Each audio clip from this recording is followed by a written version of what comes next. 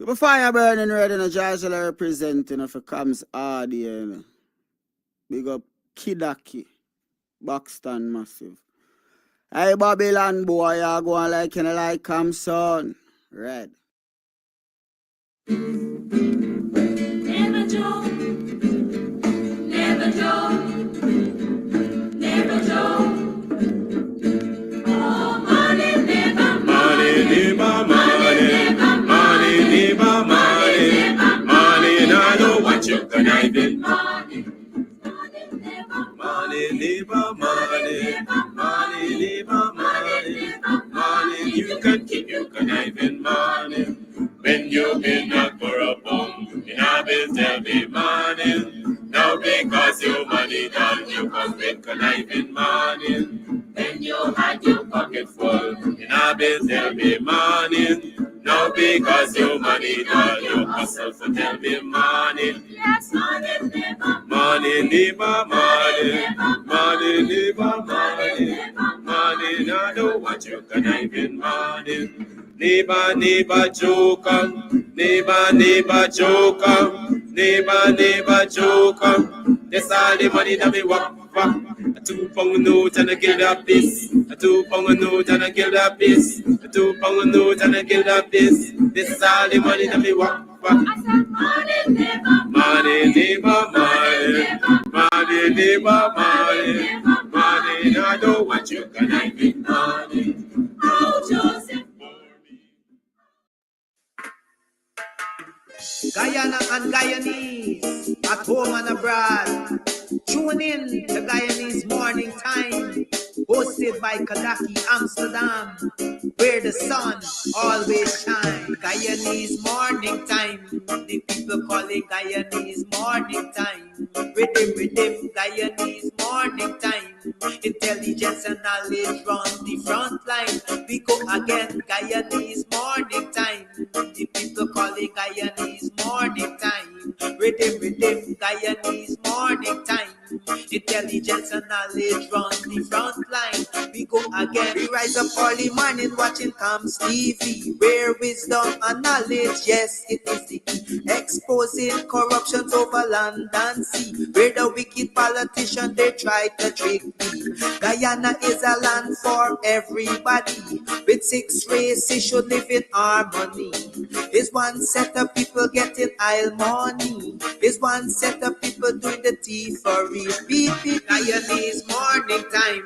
The people calling Guyanese Morning Time. Rhythm, Guyanese Morning Time.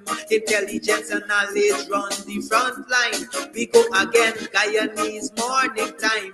The people calling Guyanese Morning Time. Rhythm, Guyanese Morning Time. Intelligence and knowledge run the front line. We go again. This is a program that you all can see, sharing your views and your integrity. Like it, comment and share it all around. Pass it to your neighbor, safe and sound. A sad situation going on in this town. The voice of the people is getting trampled down. Out of the mouths of babes and sucklings, which has ordained me to sing. I sing Guyanese Morning Time. The people calling Guyanese Morning Time. Rhythm, Guyanese Morning Time. Intelligence and knowledge run the front line. We go again, Guyanese Morning Time. The people calling Guyanese Morning Time. Rhythm, Guyanese Morning Time. Intelligence and knowledge run the front line. We go again. Stop fooling the people. You're promoting evil. Stop lying to the people. You are a part of the cycle. Stop fooling people. You're promoting evil. Stop lying to the people. You are a part of the cycle. I say Guyanese Morning Time. The people calling Guyanese morning time. Rhythm, Guyanese morning time. Intelligence and knowledge run the front line. We go again, Guyanese morning time. The people calling Guyanese morning time. Rhythm, Guyanese morning time. Intelligence and knowledge run the front line. We go again. They got Breakford, Bork and Mark Benchcop. David Hines and Kadaki Amsterdam. Sherrod Duncan, Nigel London. Normal Brown and Gavin Matthews. Big up Paslow, Port People Governor. Simona Brooms, Robin Simpson. Hampton Green and Winston Jordan. And yes, we can go right on and on. Guyanese morning time. The people calling Guyanese morning time. Rhythm, Guyanese morning time. Intelligence and knowledge run the front line. We go again, Guyanese morning time. The people calling Guyanese morning time. Rhythm, Guyanese morning time. Intelligence and knowledge run the front line. We go again. The relatives and friends of young Wyndham Bacchus, they deserve justice. The family, the relatives and friends of our in Boston, they deserve justice. The family, the relatives and friends of Peter Headley, they deserve justice. And so when we say that Guyana is an apartheid state, we have the evidence to show.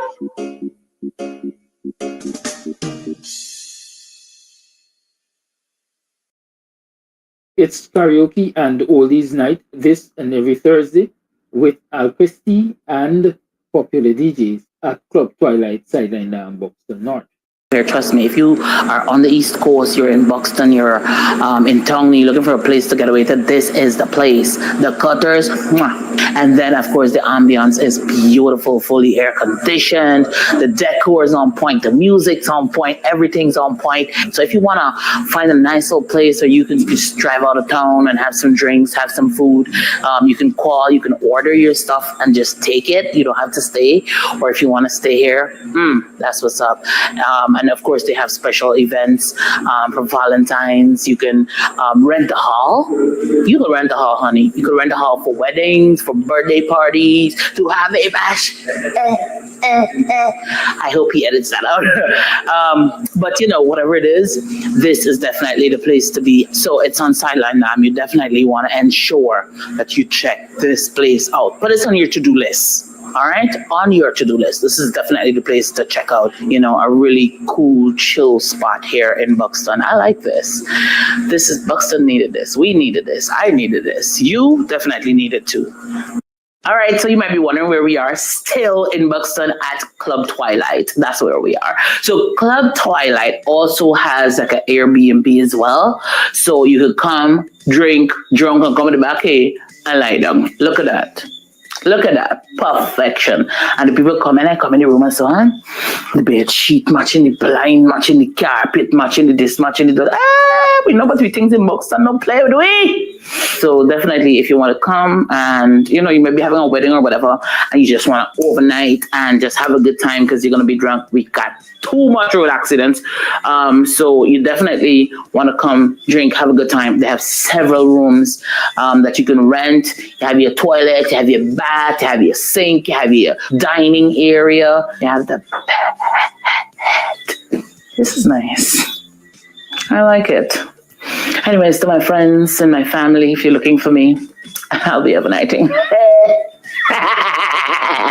Also for those persons who are traveling in from overseas, you want a nice, cozy place out of town, then Club Twilight, call them up, look them up on social media. They have their own Facebook page, and ensure that you come up the side and have a good time.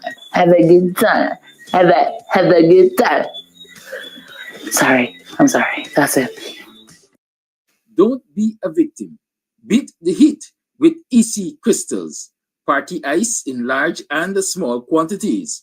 Call 682-7981 or visit us at Club Twilight, Sideline Dam, Buxton North. EC Crystals, pure party ice.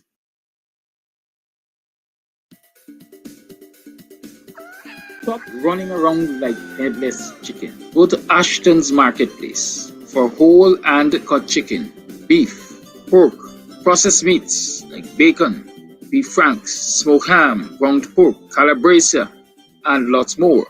Ashton's offers wholesale and retail. Check them out. Call 613-2332 or WhatsApp 434-327-3955. Ashton's Marketplace at 72 Rob Street, Border. All right, so today we are here at Club Twilight up in Buxton, and we are here to talk about all that's going on up here. Trust me, if you are on the East Coast, you're in Buxton, you're in Tongue, you're looking for a place to get away to, this is the place. The Cutters, mwah.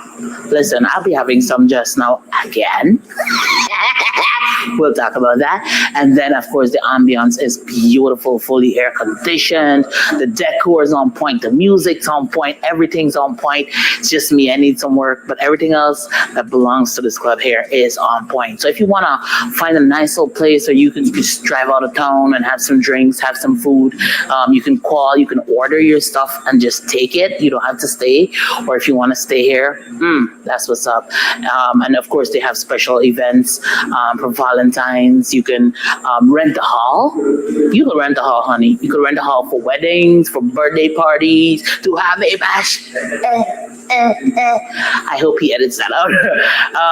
But you know, whatever it is, this is definitely the place to be. So it's on Sideline Dam. You definitely want to ensure that you check this place out. But it's on your to-do list. All right, on your to-do list. This is definitely the place to check out, you know, a really cool, chill spot here in Buxton. I like this. This is, Buxton needed this. We needed this. I needed this. You definitely needed too. Thank you.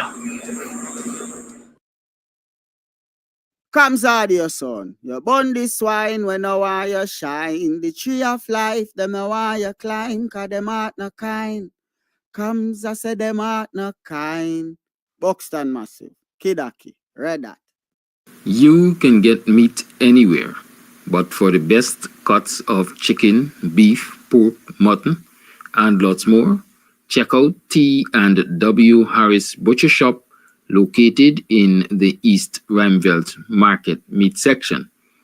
Call us on 609-7168, 641-4494. Ask for Rastaman. T&W Harris Butcher Shop for the best in fresh cut meats and lots more. Went to a dance a Clarendon, me and a big fat thing named Palm. Club Twilight presents Sunday 26th January, the big people after lunch in Oldies Bacchanal. Yes, at Club Twilight, Sideline Dam, Buxton North. Music by Supercat One Man Band, Camps Audio, Disco Baby, and popular DJs. Check it out. It's the big people after lunch Oldies Bacchanal at Club Twilight. Sunday 26th January. It's gonna be a back in time movie.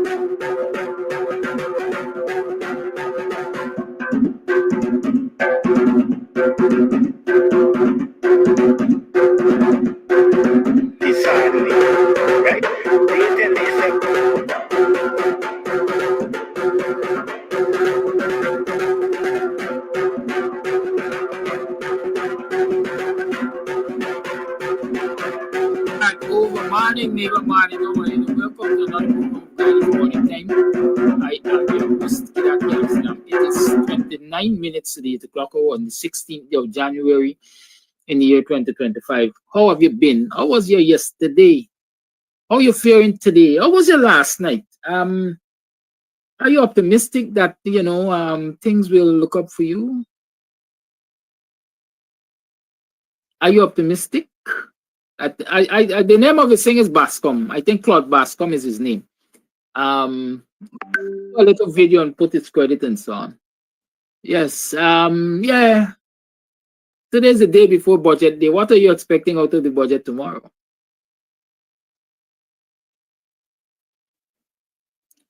You think the multi-trillion-dollar budget tomorrow is going to be focused on alleviating the poverty that the common man lives in? Or it is going to be focused on buying votes and enriching the friends of the PPP, friends, family, and cronies? More contracts to the likes of, the Tyra Gal and her comrades, and so on and so forth. What do y'all think? I'd like to know. I would really like to know. Nevertheless, it is, that time of day when I call Mr. Jordan and let him talk to us, because I'm sure he has a lot of insights into the budget today. So let's call him up. How come is only black people committing cybercrime?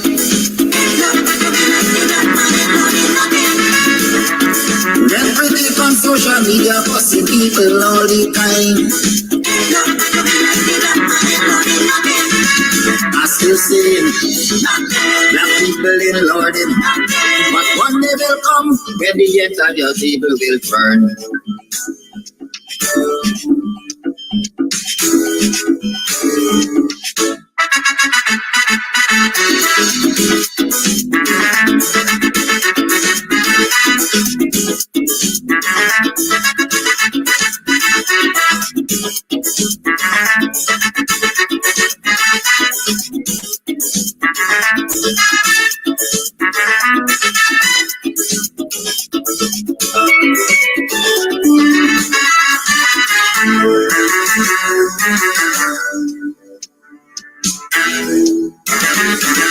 Plenty of these issues we see that fail to condemn, because these people think that the law is only for them.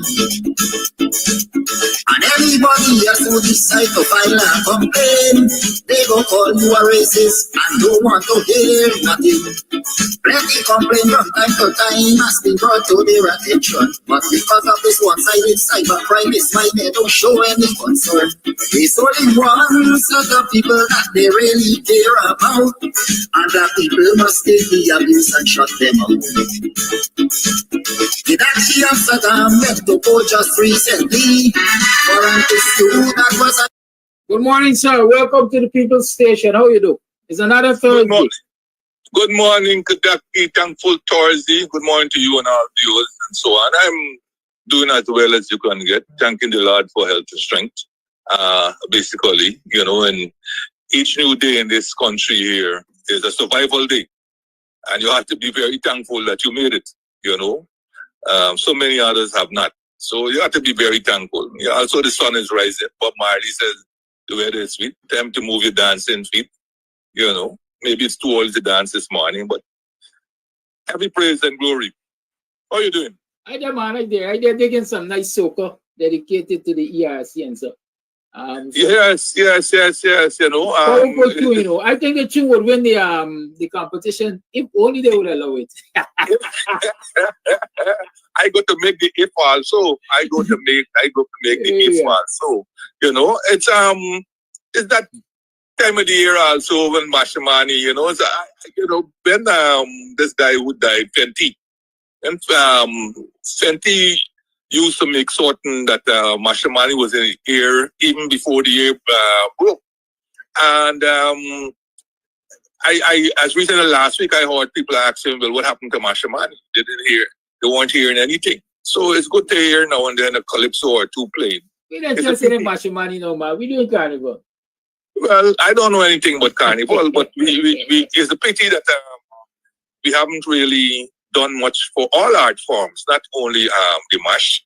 Our artists, I couldn't tell you who are our budding artists, We don't have a cultural village where, you can say like in Main Street there, in that middle of Main Street, instead of taking down what they had up there for Christmas, they could have kept that as a permanent fixture and expose our artists and our and pottery and the people who are good at leather and, all kind of different things, woods and so on. And it could have been like a craft market extending from, say, Lamaha Street to, right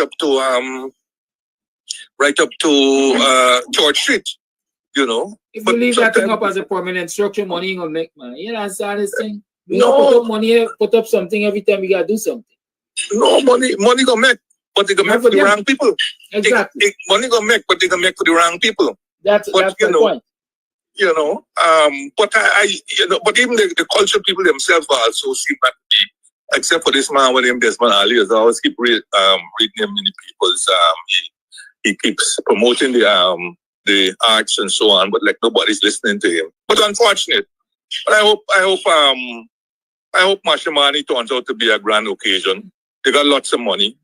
I hope the floats don't be as one track as they are, and I don't want to be just a skimpy dress parade. That seems to be in fashion. Creativity seems to be lost. You might see the PPP manifesto in action. Oh yes, you're gonna see that definitely. Long queues of bread. James Bond might be heading the PPP contingent. Who knows? Which section? Yeah. The potential minister of sports. They're looking for a home section. Y'all left James Bond alone, by the man got any red shot and he already speaking loud and clear. Yeah. Yeah. Yesterday I heard David Hines talking about this. When you asked him the question about the racial discrimination story in the police force, I heard him mention a couple of things, and I thought that I could add my 2 cents. Very well. To it really.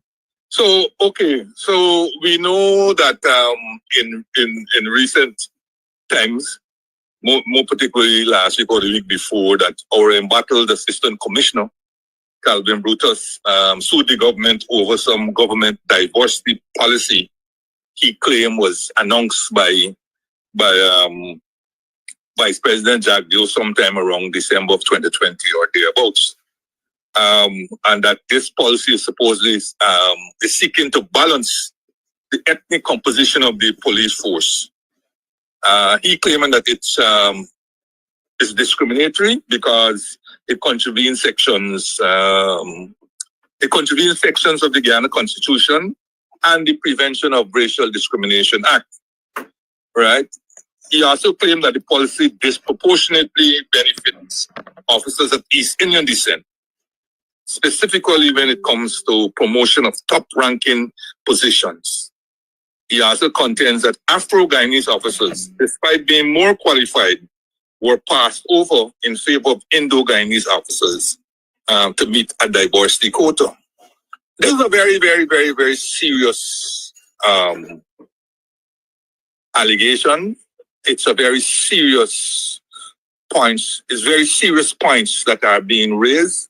I hope that the matter itself will be looked at and not the person, because I saw a lot of comments on social and other media that related to the person itself as to whether the person was self-serving and so on.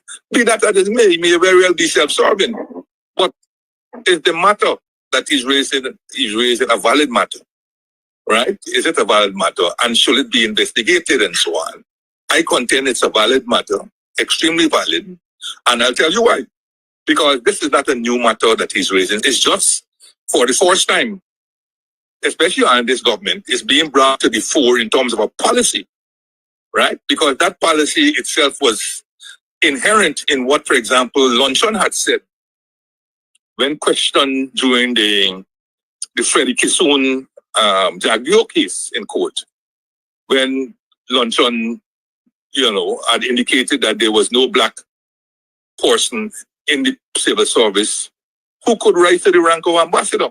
In other words, they weren't qualified. I mean, this was the most heinous statement made that year, and perhaps even for the century, right? That African Guyanese who populated the civil service, dominated the civil service, indeed. And within a short space of time, you have somebody as qualified as Dr. Luncheon going on the stand and making this outrageous statement that there was no African Guyanese who was qualified to rise to the rank of ambassador. All right. But this issue about Indians joining the force and so on has its origins as far back as when the police force itself was established.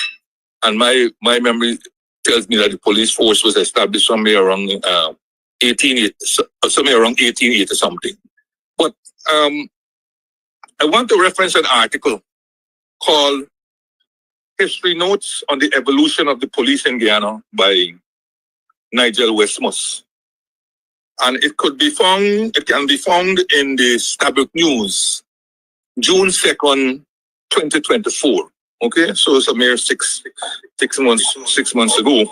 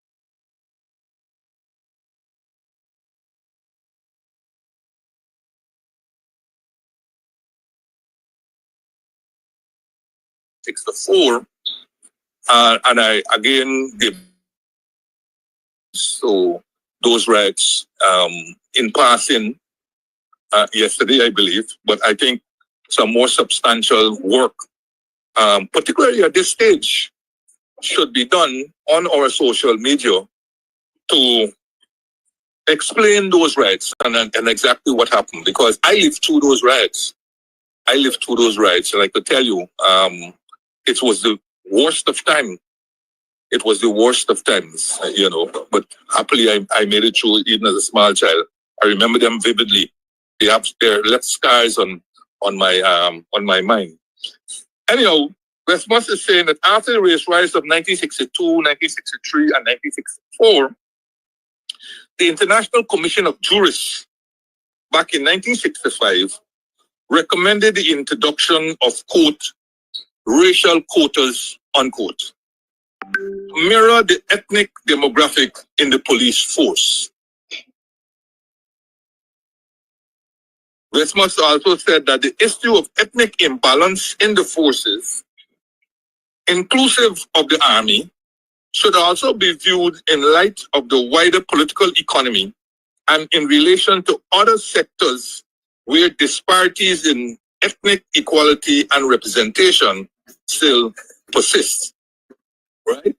Now, you see, ethnic balance versus ethnic equity, these are two different things. You could do ethnic balancing to achieve ethnic equity. And what we mean here is this. Occupations, they evolve. There was once a time when free labor in the form of slavery was ensconced in agriculture. African free labor predominated in agriculture. And as we know, with freedom and so on, came a shift in occupations, in skills and occupations. Eventually, many of the Africans gravitating to the emerging civil service. And as such, the Guyana police force and latterly the army were dominated by people of African descent. So that is something that evolved over decades, if not centuries. And while you could have a government diversity policy, such a policy is not to be thought of lightly. Such a policy has to obviously be thought through and have the buy-in of the entire society, not just a government. It has to have the buy-in of an entire society because it has wider connotations, it has wider implications, it has sociological and other effects. So to come December 2020 or whenever it was to suggest that government now was implementing a government diversity policy when there had been no discussion, certainly no recent discussion, no buy-in, is always going to cause problems. Right? It's always going to cause problems. I think our Guyanese diaspora who are on this program, they're familiar with a similar program in the United States that was meant to assist blacks in America in areas where they were excluded. But they didn't just wake up and come up with such a policy. It was long thought through. It required the brains of a lot of top educationists and so on to come up with a strategy that will not, first of all, alienate the rest in the society and will not appear to be discriminated, overtly discriminated, right? It was creating pathways for inclusion, right? Creating pathways for inclusion, but not outlandishly saying disrupting the status quo. So that, for example, in your new recruitment, you will favor one race in terms of accepting positions over the other, providing that inclusion is not based strictly on race. So if you have, for example, 10 positions and 20 people applied, and you have 5 of the disadvantaged race, and sorry, if you have 20 positions and 20 people and 30 people applied, and in those 30 you had 10 of the disadvantaged race and 20 of the advantaged race, you have 20 positions. Then if you have 15 of the disadvantaged race who are qualified for the job, in other words, they have their CXCs, they have their whatever you want to call it, their height, their this, their that, their whatever, then you will take the 15. So in other words, then you're favoring the issue of them based purely on the inclusion, that you want to have the whole force now look more closely to what the society looks like. But to get a 1-to-1 position or a 3-to-2-to-1 position in every aspect of the government sector is craziness, and I don't think we should be aiming for that, especially when we're talking about the evolution of certain positions and so on. Now you can see why the government has suddenly turned its attention to the police force. We thought only for those reasons why they were favoring the police force, those known reasons, which is to use the force as the usual repressive arm of the state. But suddenly, in terms of perks and so on, the force has been extremely favored. The last being where constables, for example, have been, their starting salary are now $130,000. well above the minimum wage for 2025, because with the 8% that has already been agreed, the minimum wage goes to about $102,000. But constables will be starting at $130,000. The same as the lowest ranked individual in the army, in the prison service, and in the fire service. And then, of course, during 2024, there are a lot of adjustments that were made in the army and the police, in these armed forces, and so on. But basically, the police. So now we know what was the intent here. The intent was not so much that we elect the police, and we, of course, want to use them for whatever purposes we have in mind for them. But the intent here is to begin to make the benefits attractive enough for East Indian Guyanese to apply at the bottom.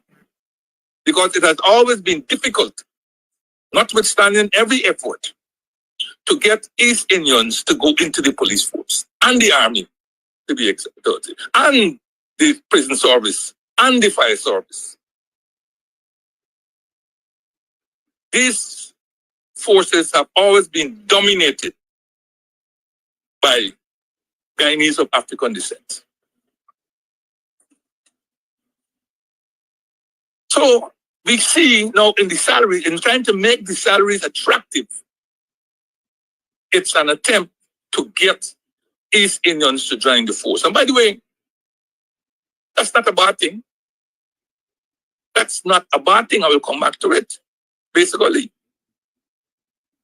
But having tried with police community group, having tried with, or still to try some border security force, all with the intent of trying to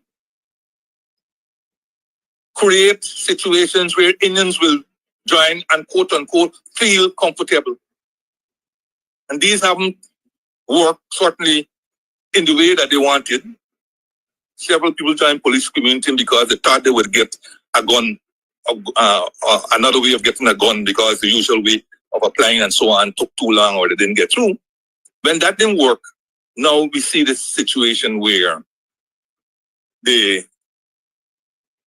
salaries and perks and conditions of the police service is being rapidly improved, because the intent is to get more Indians to join at the bottom. And as I said, that's not a bad thing. That is a very, very good thing. So for the African Guyanese and other and indigenous Guyanese and other personnel in the police force, this is what we call a positive externality. All the years you've been rooting to get decent salaries and so on, and it didn't come. But now it has come because of a policy, of a government diversity policy that seeks to get Indians into the police force as rapidly as possible. And to do that, one of the things is to increase the salaries as rapidly as possible, to make it attractive so that they will see it as a reason why they should now go and join. And as a result of that, you, the African, and you, the indigenous, and you and all the others, you guys have now benefited. That's a positive externality, right? And I'm glad for you. As to whether it will be enough to get Indians to change their minds about their other professions and join the force is a different matter. It will be, and not only Indian, but particularly female Indians, to deal with the female segments of the population, to get them to join the force, that will be a different matter. But we shall see. But it would appear in the meanwhile, while they're trying to get the bottom started, they have attacked the top. And this is where I believe you see Brutus has felt what he claims to be the brunt of the discrimination. Because suddenly in a force that is about 90% African Guyanese or thereabouts, you have about 7 of the commanders out of 10 being 7 of the commanders being of East Indian descent.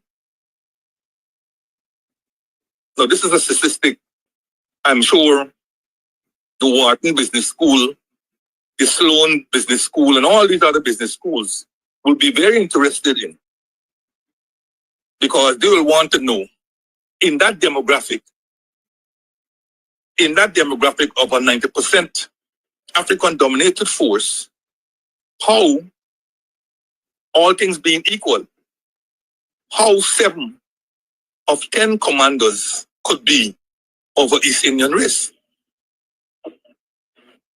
These are things that could be studied to find out how it happened.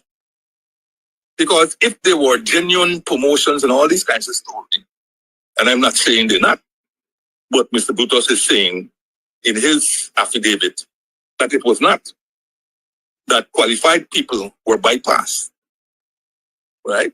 Qualified people were bypassed, and they were bypassed in a way that, you know, that smells, according to his affidavit, not necessarily in that all the words, but that is what he was saying. So we will see how this will turn out. I hope it can be given the prominence and the seriousness that it deserves, because if left to fester, it can create social upheavals and social interruptions in the society, and it will not bode well for overall development of the country. The government, in the meanwhile, must come out openly and explain this government diversity policy. What is it about? What is it about? What are its targets and goals, and how are they going to go about implementing it? All right? Because it looks like it's a start off on the wrong footing, and using this man, as I said, it's going to cause problems. There are going to be, of course, negative and positive fallings and fallouts, so to speak. And these must be explained. And the government must indicate how they are going to manage these fallouts. It can't be doing that by bullying or by a situation the same way as the government policy. It can't be doing that. Because here's the problem. While you are displacing mostly African Guyanese from the professions that they have been accustomed, are you creating avenues into which they can go? Are you creating those avenues? Because if you have a goal to balance, quote unquote, balance the force by an intake of say 10-1 over the next say 5 years, are you preparing those who potentially would have gone into the force? Are you preparing outlets for which they can channel whatever skill or so on that they have? Are you preparing those outlets for them? And are you going to be balancing the private sector? Or are you going to be throwing up your hands and say, well, we don't control the private sector? Well, you may not control the private sector, but in your government diversity policy, you may also indicate, generally in terms of employment, what you expect. You may not be able to enforce it, right? The difference between, say, suggestive price and control price. You may not be able to enforce it, but at least you would put out guidelines in employment in the private sector. When you go to a number of places in the private sector, including the banks, In fact, certain banks more than others. Certain banks are so blatant. You wonder whether anybody other than one race is bank at that bank. But certainly in the banks, the insurance companies, I remember going into one insurance company and I almost walked out. Because I figured this insurance company was in another state other than Guyana. Right? So some of the private sector agencies, they whether consciously or unconsciously, they discriminate against African Guyanese. They discriminate against African Guyanese generally, and in many cases specifically as it relates to where they live. And we know this for a fact, you know. Many people don't put that they live in certain places because they know right away they won't get a call. No matter how bright they be, they won't get a call. So there are those stigmas that are still around. And we have to have an equal, get rid of this, what do you call it? Ethnic Relations Commission. It's a waste of time. You know, it's a waste of time. It's first of all, I remembered when we were doing the Natural Resource Fund and we had our 22-member Public Oversight Committee. The PPP claimed that it was unwieldy. It was too much. And it was too long to make decisions. Well, what decision has the Ethnic Relations Commission made up in recent time that is earth-shattering? What investigation have they done that is earth-shattering and so on? That is one of the agencies in the context of constitutional reform that should go. It should be completely disbanded, and we should create an equal opportunity employment commission or equal opportunity commission, or one akin to what the British have and the Canadians have and the United States have, right? And empower it to do a number of these investigations, because if you are going to gradually or with haste reduce the number of African Guyanese who dominate in the civil service and in the security services, then you're going to have outlets for them to gain employment. And if you don't create the conditions in the non-governmental sectors for them to compete fairly with others for employment, then you will be pouring the fuel. You'll be creating the situations for social upheaval and disruption in society. So the government must come out and explain this so-called government diversity policy and all its impacts and ramifications. Indeed, for me, such a policy should have had the benefit of a white paper, then a green paper, a white paper discussed in the parliament and agreed nationally. Because as I said again, I believe generally people agree that the security forces must enjoy some level of balance. I'm not saying it will be completely balanced in terms of represent the geographic or represent the either the geographic or the ethnic composition in the society, but certainly a 9-10 in favor of African Guyanese that looks bad today in favor of, say, a 50, 35, 10 or something like that is more representative, will be more representative of the society.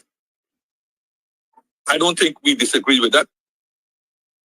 But like I'm saying, opportunities have to be opened in the non-governmental sector for people, for African Guyanese, for them to enter. And the other positive will be that African Guyanese themselves and their parents and friends and so on will encourage them to do and get education that doesn't steer them automatically into the armed services, into the security services, or into the civil service.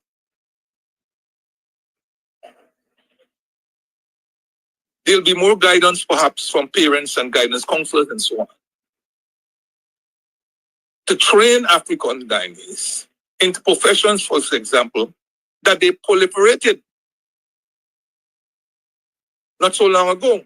And these in particular are the arts, the artisans, and so on, the trades, and so forth. And those, as you well know, are some of the skills that are missing in this developing, in this transformation that is taking place here.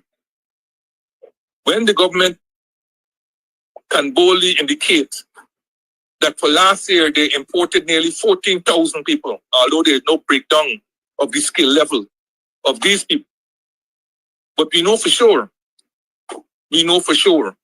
that they imported among those 14,000 foreigners, they imported truck drivers, and they imported nurses, and they imported teachers.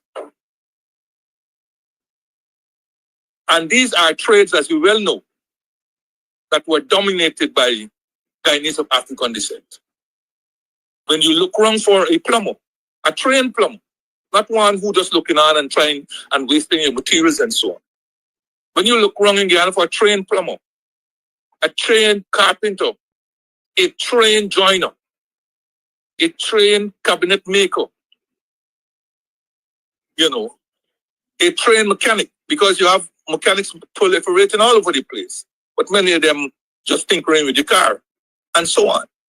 And these are skills in demand, and these are areas that we can get people, in addition to the traditional academic area, but I'm talking about where instead of going in. And I joined in the call that was made recently by Nigel Hughes, but I will go further and say to bring back the national service. He tried to be politically correct. Well, he's trying to be a politician. I am saying bring back the national service in all its elements, because the breakdown of discipline in this country suggests that we need a national service that could provide both the discipline and the skill set and the education set. Because people in national service, the original national service, were exposed to education of various forms. They were exposed to skills of various forms. And they were exposed to the discipline part of it. It was not about picking up gun and shooting. Today we relish if we had a national service in areas like Papaya and Camarang and Tumari and so on. All areas that are close to the Venezuelan border. We relish if we had a national service center in those places with settlements and so on. So let's not dance around national service. Perhaps, again, it should be the subject of a renewed white paper. And all people who idle hands are doing, because when you look at the crime setup, when you look at crimes that are being committed today, and you look at the age group, you cringe. And if we think we're going to shoot all of them and kill them, in addition to it being a human rights another problem, we must think again. And national service would have done an excellent job. It's unfortunate we ran into trouble in terms of monies and so on, and we had to start closing centers and so forth. But products of national service, like Govayo, like I believe the guy who was at Go Invest, and Joe Singh and Norman McLean, they were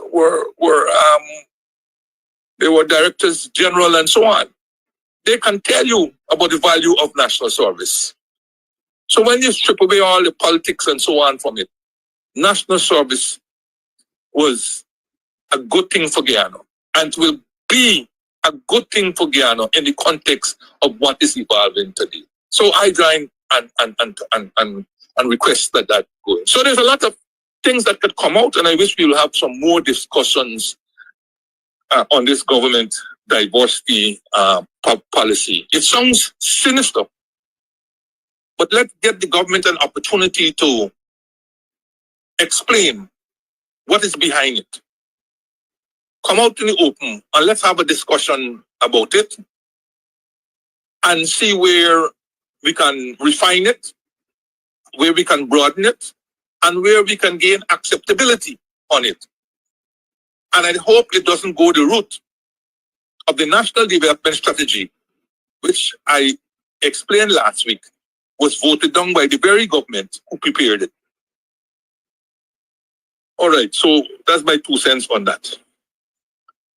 Well, as you know, we are at T minus 24. That is the countdown to the 2025 budget. Back in the day when, as I said some time back, budget used to be exciting. Back in the day when we had force oil announced in 2015, the euphoria that enveloped the society was one at which we thought we were rich overnight. And with each successive find, we were more ecstatic than before. Until we realized that these finds, the original find and the subsequent finds of oil weren't doing much for us, weren't resulting in any improvement, any significant or any major improvement in our quality of life, our living conditions, and our station of life. In fact, in any of a number of occasions, it worsened our then existing conditions. The fishermen will tell you that because they couldn't fish and find what? Fish, right? The average person would tell you that because they had to experience horrendous increases in living conditions and so on. Similarly with these budgets, this is the 6th budget to be presented by this government. And with each successive budget, a feeling of hopelessness deepened with each successive budget to such an extent that with T minus 24, there's no palpitation in the heart, there's no excitement. In fact, there is more worry and there is more hope that the Father will touch the heart of these stone cold planners, if I want to give planning a bad name, or these people who are in charge of this government, and bring substantial and substantive relief to a suffering population who had to endure the hoax of 2024 of a cash grant transfer. Hoax. By their own reckoning, they said 600,000 people they were catering for. But they were only able to pay 90,000 of that so-called 600,000 that they were catering for. 90,000 divided by 600,000 is failed in any part of the world, including Russia. It's failed.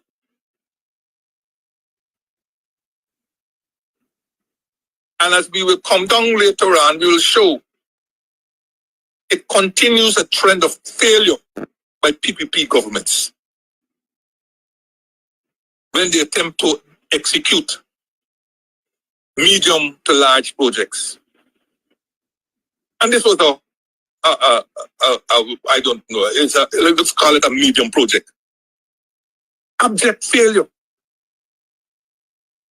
So this is the 6th budget, and we are T minus 24. There are some features of the past budgets. Under the coalition, remember we came in May 2015, and we exited August the 2nd, 2020. So in that 5 years and 2.5 months, the coalition would have expended 1,346.8 billion dollars. $1,346.8 billion in 5 years, 2.5 months. A period when there was no oil. A period when the coalition had to endure 1 year and roughly 7 months or 8 months thereabout of being under a no confidence motion environment. And we were able to just spend $1,346.8 billion. And for our overseas friends, that's approximately equal to 6.56 billion US dollars. The PPP government enjoying the sweat of the coalition government to put in the structures and so on for oil. Between August 2020 and the end of last year,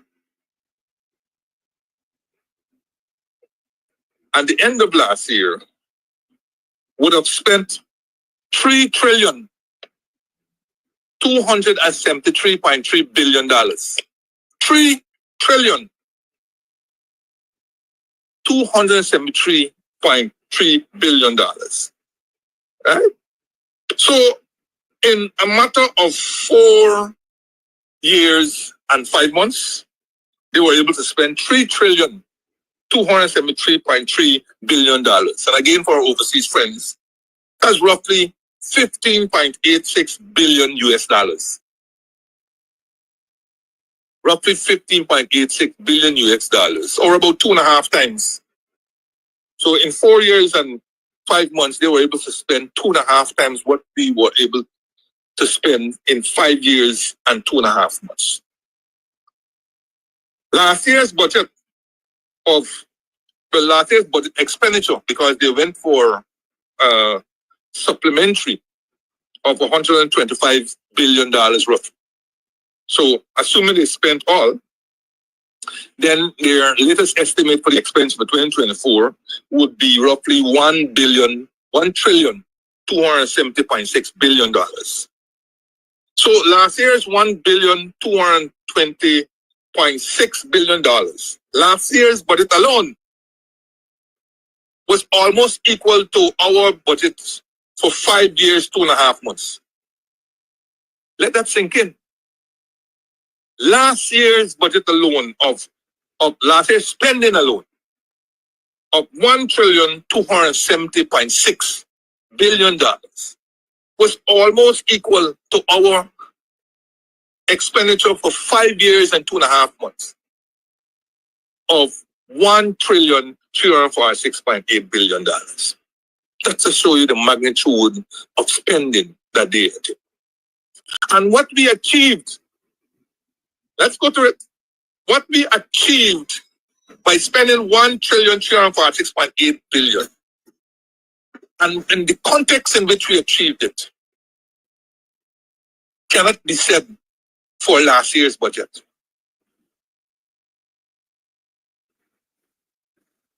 What were the achievements of last year's budget? Nothing but abject failures. We already pointed out the failure of the cash grant.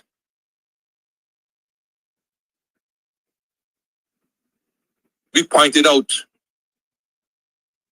the high cost of living. And this cash grant, when it was first announced, was meant to assist with the cost of living. So if you were aiming for 600,000 people, only 90,000 people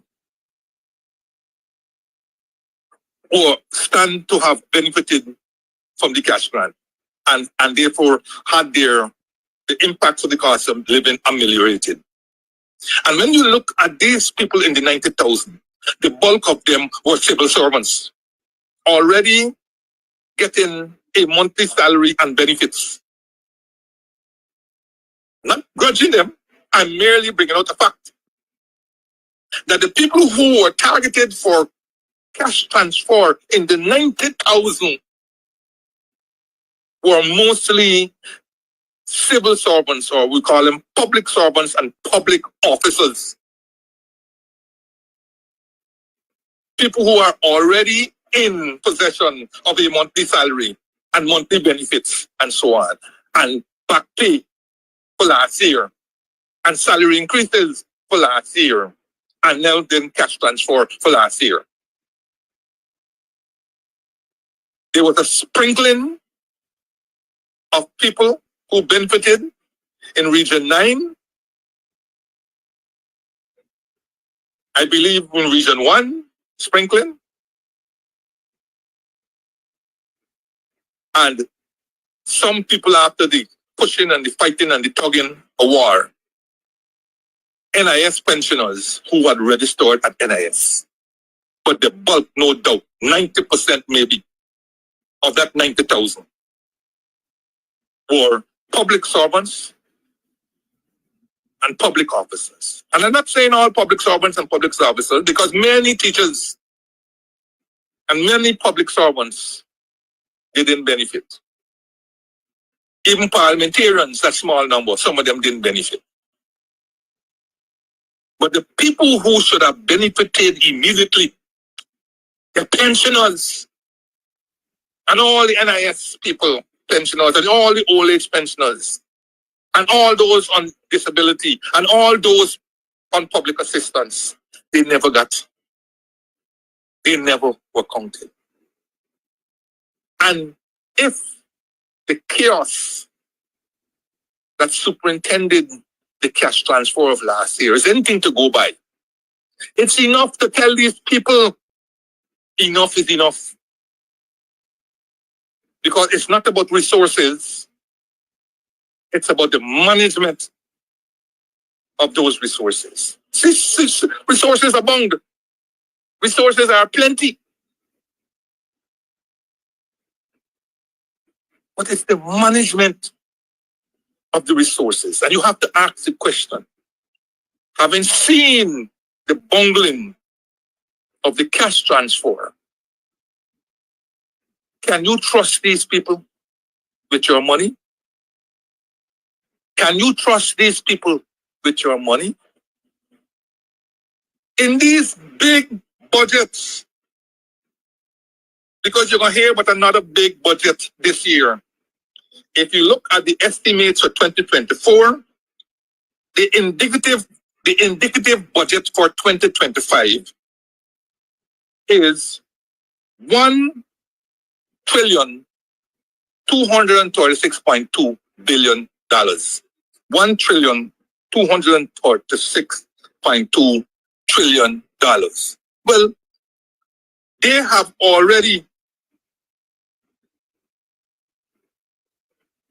already exceeded this figure by last year's expenditure. Because let us remind ourselves, last year's expenditure was $1,270.6 billion. So they have exceeded, in 2024, they have exceeded the indicative amount for 2025 by roughly, that would be $34.4 billion. So we know if every year is the biggest budget ever, that the budget for 2025 will be somewhere in the region of 1.4 trillion, or who knows, maybe even $2 trillion, because it's election time. It's election time, and it's goodies time. It's goodies time. It's more cash grants that you couldn't even get the first one going. You get it more, so there's going to be more confusion. it's going to be more sellouts, but we'll come back to that again. Let us stay with this analysis of what they have done so far or not done so far. And all this expenditure led to the incurrence of massive deficits, massive budget deficits. Let's be very clear, friends. Deficits and debts go together. It is deficits that make debts. And I like to remind people, those who lived through the 70s and 80s and so on, that profligate spending in the 70s and 80s in the midst of declining revenues or projected increases in revenues led to large deficits and ultimately large debts. Because to finance a budget deficit, you have to borrow. Or you have to draw down on whatever savings you have. Or both. Because one may not be sufficient with the other. And this is what the government has been doing. The government has gone on a borrowing binge. It has gone on a borrowing binge to such an extent that the government even borrowed a small sum of money from the IDB to indulge in training of staff at the Ministry of Finance and some other places. That is the borrowing binge to which we have gone on.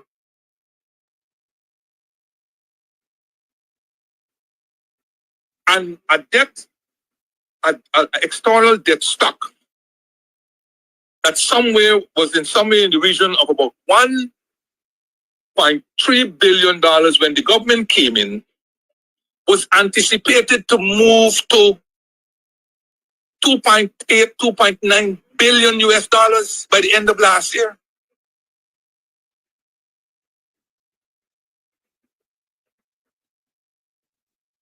$2.9 billion. And since the Exim Bank loan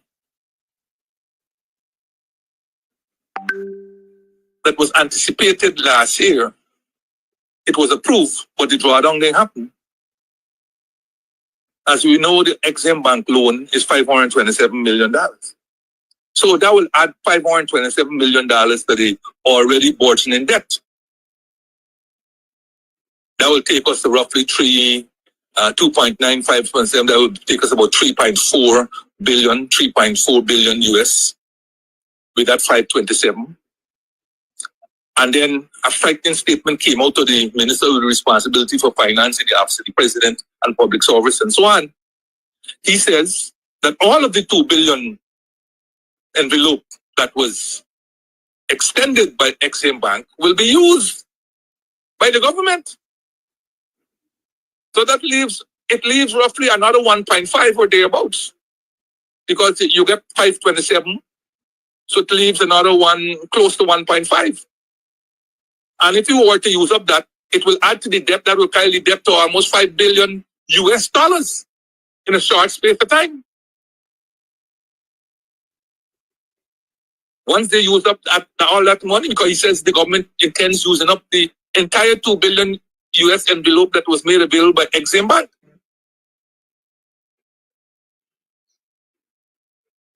And by the way, I'm hoping that at tomorrow's session, they will lay in the National Assembly the contract signed with Exim Bank.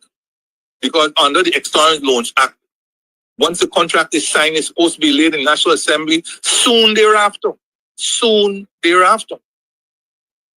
So let's hope that they will be laying it tomorrow. If not tomorrow, then sometime during the budget debate. So we will see exactly what are the terms of this loan and what would the loan be financing. Because like I said in my previous thing, I don't trust what was being said about the terms of the loan, because nobody has said up to now what will happen with the so-called grace period, whether the interest during that grace period will be capitalized and turned into the loan. So we need to see the loan and we need to see the term sheets and so on. But that was an aside, a useful aside. Do you know that the Exim Bank loan alone of $527 million is more than the entire sum borrowed by the coalition government in 5 years and 2.5 months? Do you know? Well, I'm telling you that the coalition government in that 5 years and 2 months, from May 26, 2015 to March 31st, 2019, contracted $356.7 million in that 5-year plus period. $356.7 million US dollars. And of that amount, of that $356.7 million, more than $150 million were loans that were already indicated under the Ramatara government. Such loans that, like the Chinese loan to build the east, to resurface or whatever the east Coast Road, the 50 million that was indicated for the Ogle Eccles Road that is now being done. 10 million, I remembered, for the ship that going to Northwest, because the Indians had put quite $10 million, and a couple others. Those loans were already, but they weren't signed. So they were signed under the coalition government, and we accept them because we could have given them up, but we signed them, and therefore it's part of the debt contracted under the coalition government. No question about it. So one loan contracted by this government from the Exim Bank alone is more than the entire sum that was contracted under the coalition government. A borrowing spree. And what? This $527 million loan was contracted for a gas to shore project that every day increasingly seems onshore. No pun intended. That every day seems to be onshore, because all you're hearing now, you don't get any visible signs of progress, right? Like they love to show about the Demerara Harbor Bridge, right? The new Demerara Harbor Bridge. You don't get any visible signs, but you get signs of disagreement. You get signs of unplanning.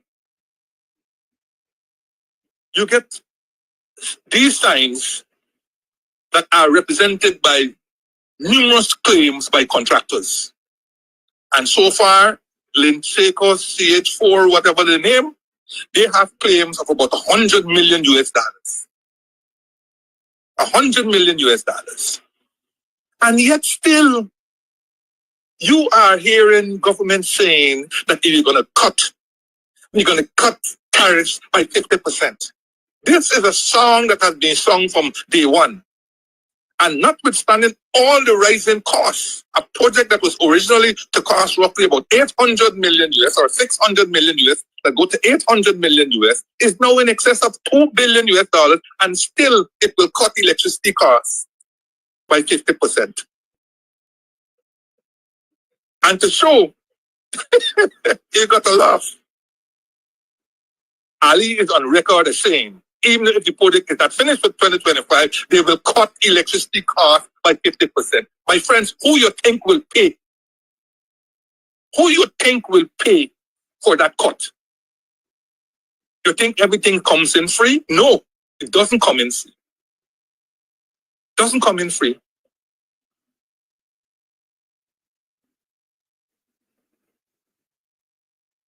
That is the kind of mismanagement you got going on in this country.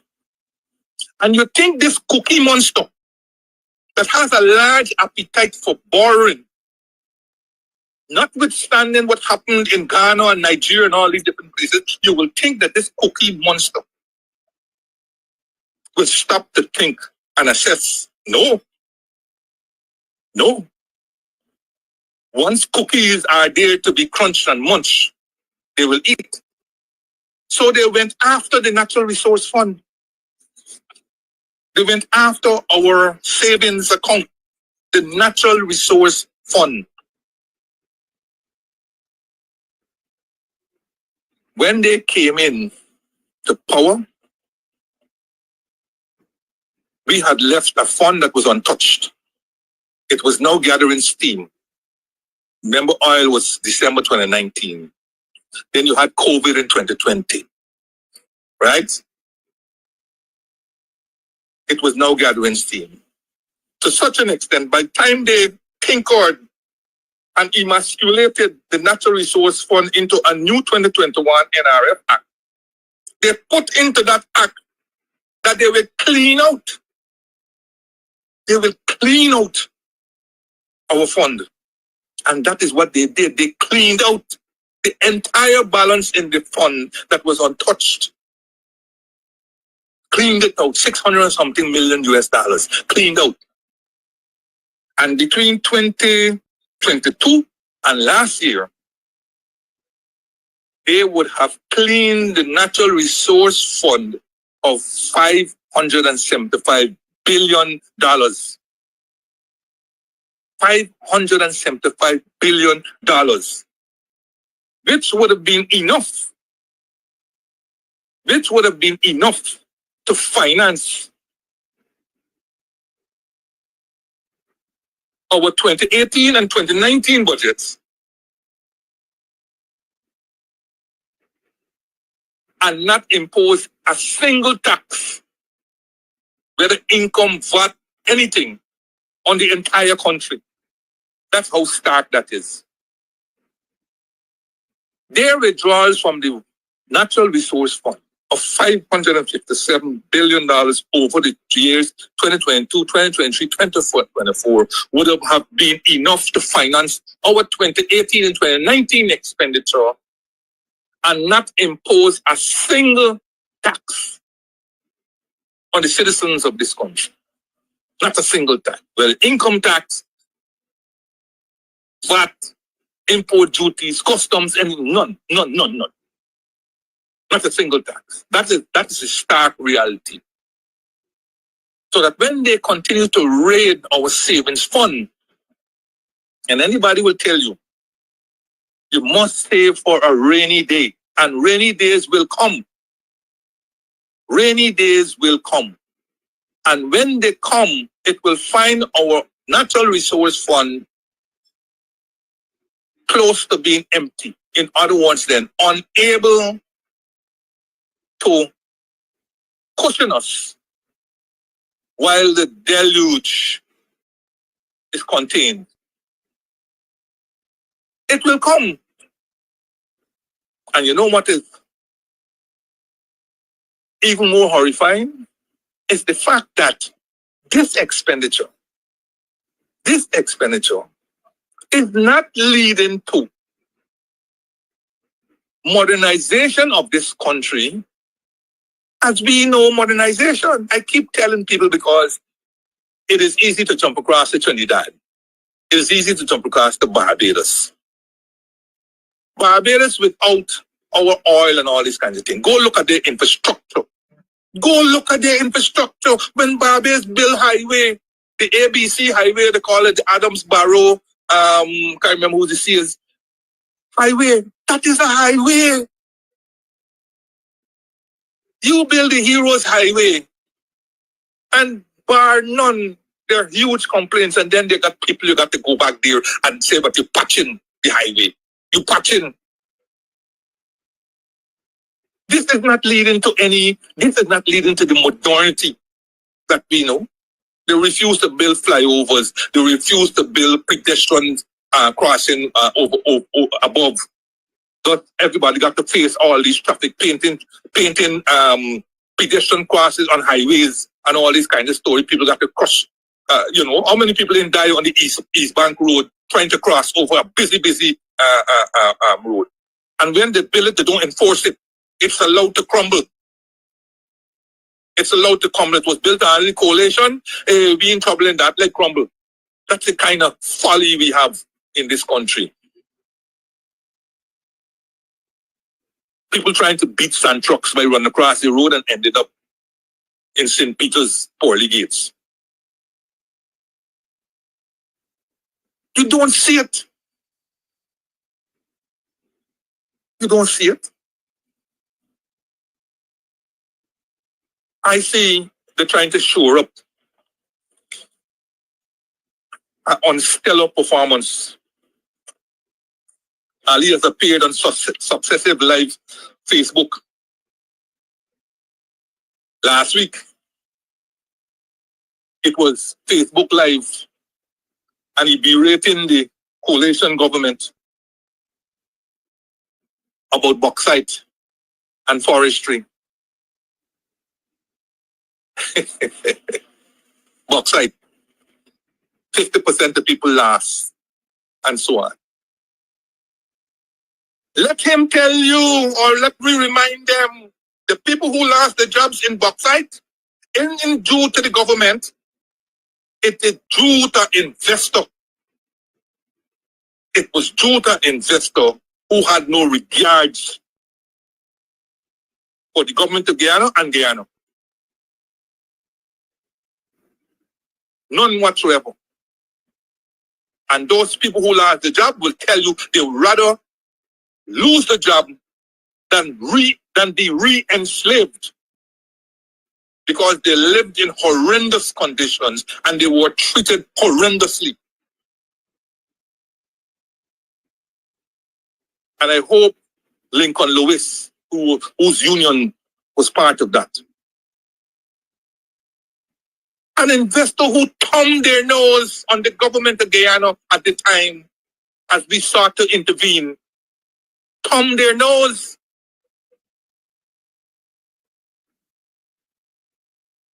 And the people there said, enough is enough. We will not be re-enslaved.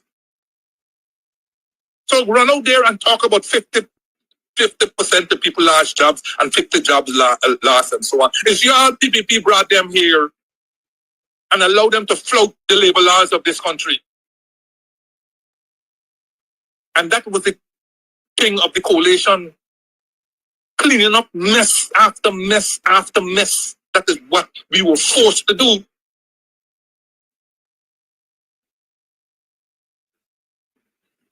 I saw a Facebook post yesterday. Some chap, his name suggested that he might be in opinion dissent, talking about how 200 taxes and being free up the economy, then the economy was stagnant. The economy, when we inherited it, was built on sun and fuel by drugs. Built on sun and fuel by drugs. How many people remembered that the PPP government refused to allow the DEA to establish in Guyana? How many people remember that? How many people remember that the DEA only came to Guyana after the coalition government came into power? And as President Dave Granger carried war on drugs, clean out the whole place for the drugs, allow genuine investors to operate and breed, and they started to return to profits.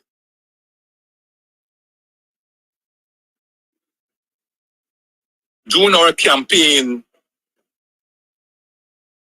in a particular part of South Georgetown, I never forget I met this young man. He said, "Hey, Mr. Jordan, the money man, what you bring for you?" And he had a good gap and so on. He said, "I don't worry, no confidence motion, man. We vote with the all and so on." He said, "But here now, I want when y'all go back there, y'all must free up the economy." I said, "Okay, what do you mean by the buy?" He said, you know, all the PPP, them by all it's running. I said, "What do you mean by the buy?" He said, you gotta let some of the thing pass, man. You gotta let some of the white powder pass. I said, "Bye, here no happen, no. I ain't think that gonna happen. right? We spend too long cleaning up the economy of that. I said, if we get back there, you can see how rapidly the economy will progress because now the economy has been cleaned. You know, it's like spiled blood. Spiled blood, if you got it in there, you're always feeling sick. But if you are able to get it out and put in pure blood, new blood and so on, it starts to regenerate and your face starts getting that shine and sheen and everything starts growing back and so on. I said, that is what we are doing with the economy. But lo and behold, as soon as we were thrown out, it didn't take too long, between 2020 and last year, you might be astonished to know how much drugs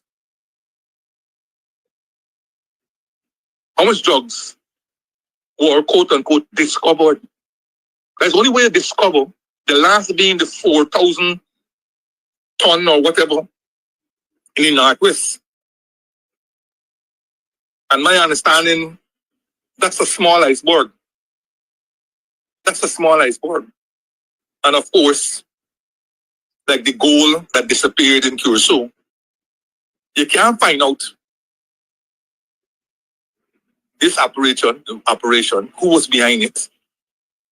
Not even the small fry has been charged after months. Not even a small fry has been charged after months. And now you have the ridiculousness of a minister refusing to name in which country were the people overseas charged. Can't name the country. That's a state secret also. So that is where people must remember these things. People must remember these things. The mess that the coalition had to clean up in bauxite. They sold us out to Bison Lin and all them. We took Bison Lin them to court. They sold us out and he talked about forestry. Forestry dead. We did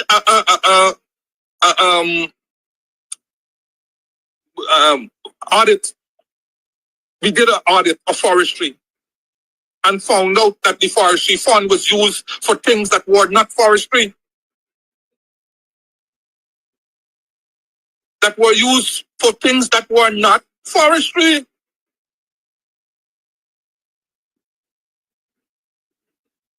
Including building some massive building on High Street.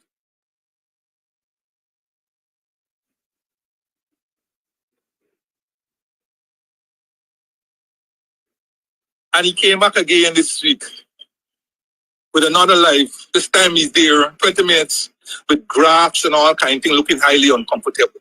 I don't know why he's go through all the pain and torture.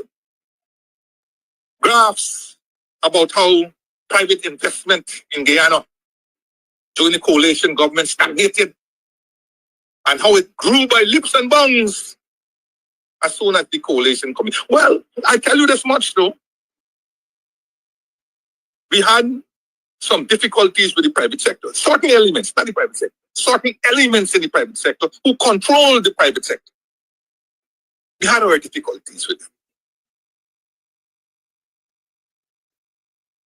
But we worked around those difficulties because the private sector is not about a few,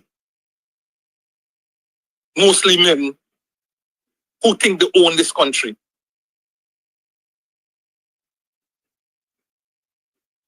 There were decent people in the private sector who refused to be associated with those individuals, even though they were in the premier private sector institutions in this country. And they were decent people who refused to be part of those institutions. Morning, neighbor, morning. Are you morning? Are you morning?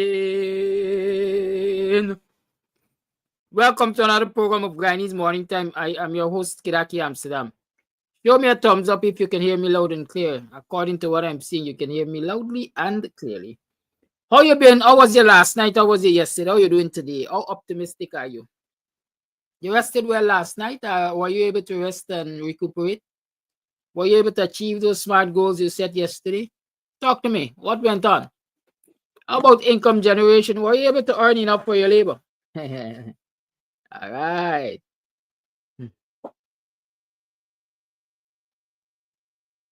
Well, you're returning up for your labor. Hey, Ricky Ramsaroop, MP. Welcome, man. It's a long time. I haven't seen you. I thought you left these shores. But it's nice to know that you're here listening to Cams TV. Yeah. It's nice to know that you're listening to Cams TV. So, what are your plans for today? To listen to the budget from 2 o'clock? To see what the budget has in store for you? I'll tell you, listen, it's Free Talk Friday, so I didn't intend to talk too much about too many things. Because the fact is, you heard Mr. Johnny yesterday, and you had to repeat most of what he said this morning. And I very well would like some of you to comment on some of those things. Right? And so we're going to unwarm the lines early. But there's some things I will, touch in a topical way, let's see. So it's budget day today. And I'm projecting based on what I'm seeing already. Some utterings. You're going to get an Afro-Guyanese friendly budget. No, a lie. You're going to get an Afro-Guyanese budget. How to put this thing? You're going to get an election budget that caters to buying Afro-Guyanese for the PPP. How do I know that? Because Buxtonians are supposed to get pig farm. How do I know that? Because artists, recording artists, are supposed to get free access to recording studio. Y'all recognize that? You see, they tell me when I discuss on issues, I am being racist. I only see things through ethnic eyes. But there's none so blind according to them, like those who refuse to see. And if you are refusing to see, then you are very blind. Right? The reality is when you look at some of the pronouncements you're hearing, some of the promises already being made before the budget is read, you know they are election promises. Let me analyze this thing for you, man. I don't care, you got a situation where Ramson is suddenly talking about Guyanese artists getting access to free recording studio or free recording studio time. Ramson is the man who heads the Ministry of Youth, Sports and Culture, right? He's been there for 4 years or something like that. Look around Guyana, especially in African Guyanese communities, because I speak for African Guyanese communities for the greater part, because I speak for the disadvantaged.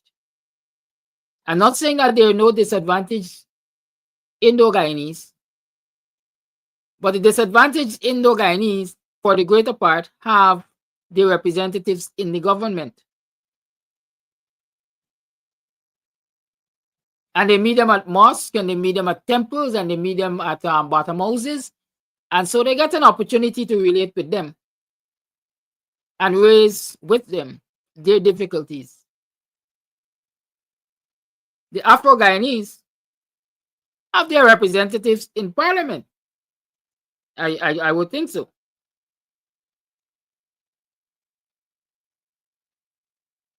But their representatives in parliament get shut down by the majority of the Indo-Guyanese representatives in parliament, including the speaker. So it is the majority PPP parliamentarians plus one. They shut down the minority Afro-Guyanese representatives in the parliament. Yeah, the other ethnicities which support the coalition. Yeah, the other ethnicities which support the PPP. I say constantly to y'all, when social scientists address a phenomenon, they usually talk about the majority. So y'all don't come and tell me, but Mr. Amsterdam, why are you saying so? They got other people that vote for the coalition. I know that. The coalition, however, gets the majority of its votes from African Guyanese.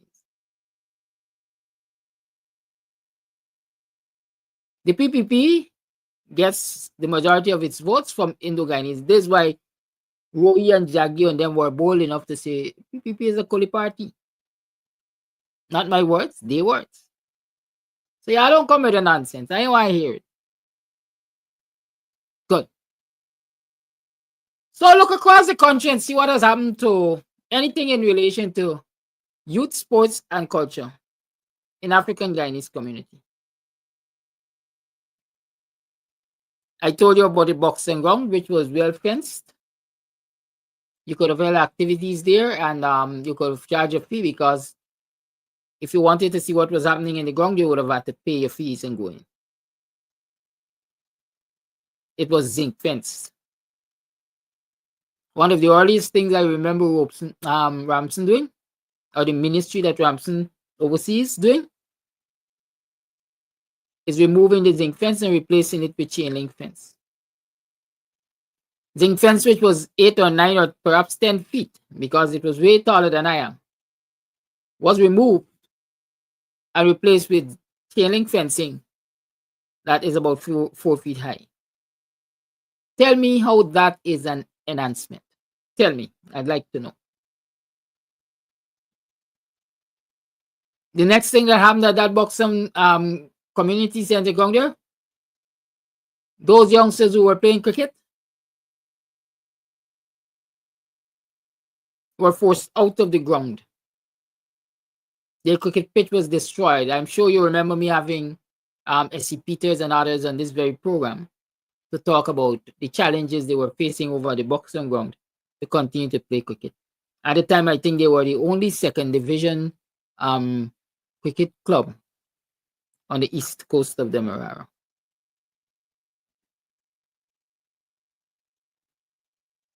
You all tell me how that is enhancement. I want to know. The coalition had started to develop something in Linden.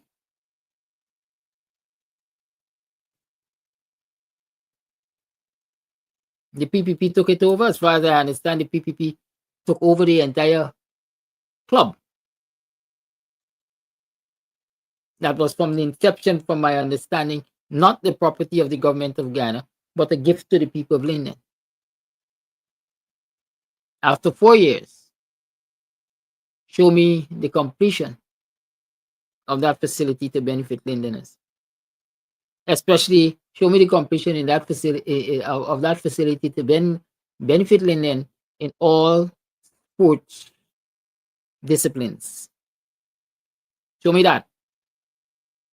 And then let's talk about whether or not that ministry has aided the improvement of facilities in African Guyanese communities. Rwanda tells us every day about Denham still.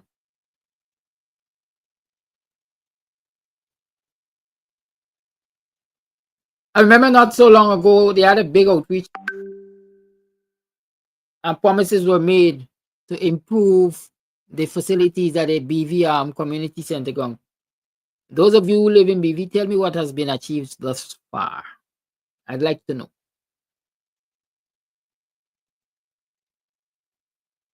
Tell me. And I can go across this country and I can point out African Guyanese communities that have basically suffered at their community center ground. I remember complaints coming out of Mocha about the only ground, I think, at the time that was certified for football in Mocha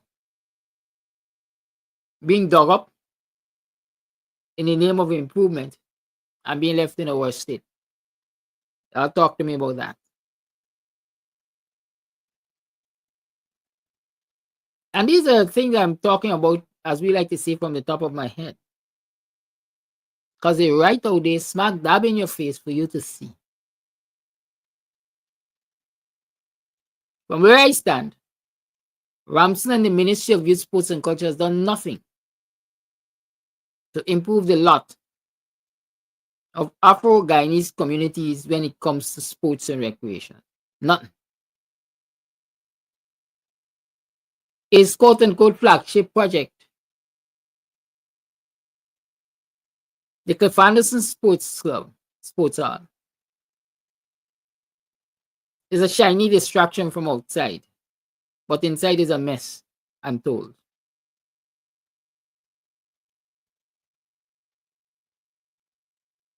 Right? Now let me tell you why I am saying that the policies, as a matter of fact, let me not even go there.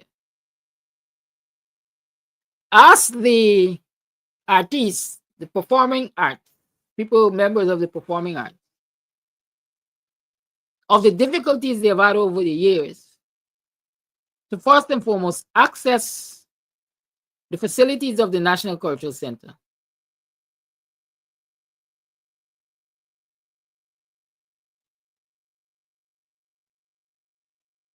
To host their annual productions, which they, for most part, have been accustomed to,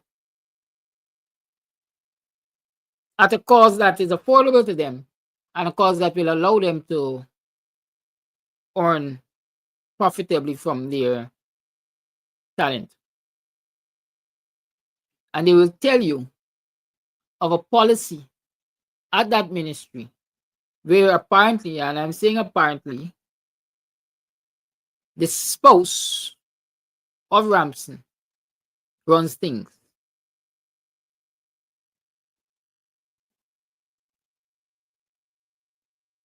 Run things.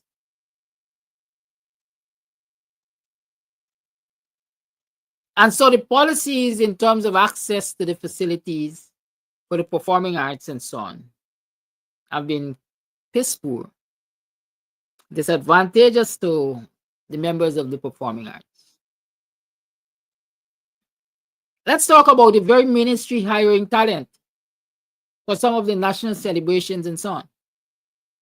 And you're going to hear stories of discrimination based not only on ethnicity, but perceived political allegiance. The arts is supposed to be neutral, man. The arts don't see politics. Right? So let me come back now to this point I'm making.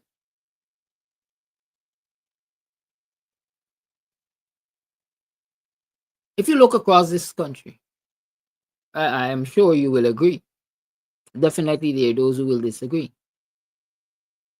That in the area of performing arts, theater arts, and so on, the majority, let me say,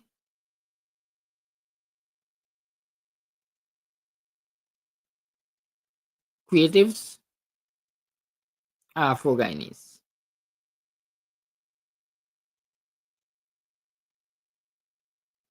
So when you create these policies, you affect in a negative way the artistic and other development of those Afro-Guyanese creatives. That ministry is guilty of that. And I dare say it's not by mistake. Remember the matter with the director of the Borough School of Art. And it is alleged, Ramson said, you are not the face.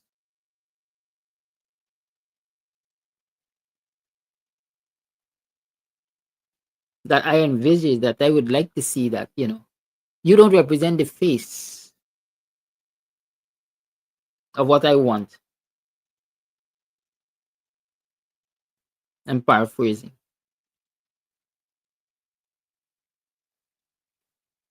When you go to the grounds,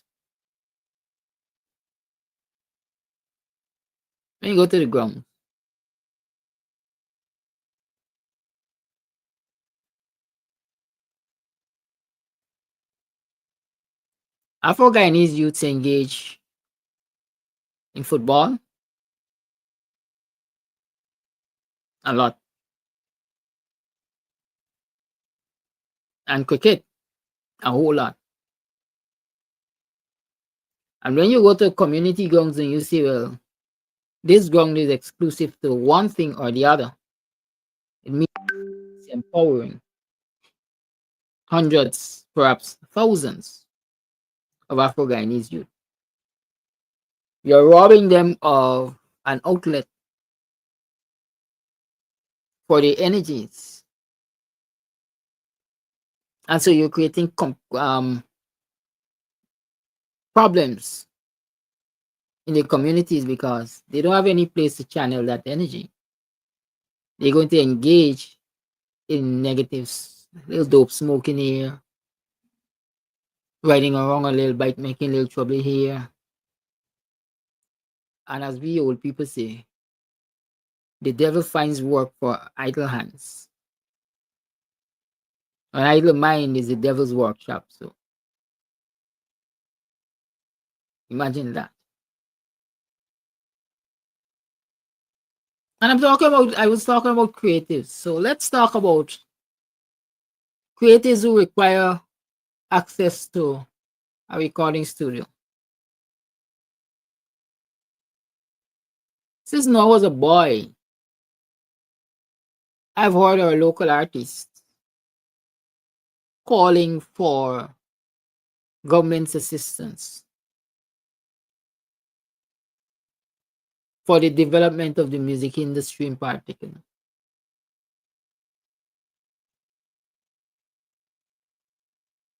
Stick a pin, look around you, and ask yourself, who are the majority creatives again in the local music industry? For the greater part, Afro-Guyanese is them that sing soca and calypso. Well, in recent times, we have a sprinkling of chutney or chutney, whichever one it is, here and there. Right? But since I was a boy, we had this soca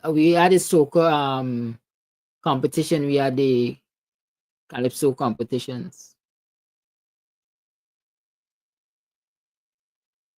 And drama festivals and so on and so forth. Especially in this month coming up, February, around the Republic anniversary themes and so on. And check the history before you come and call me racist and see what the numbers look like in terms of Afro-Guyanese.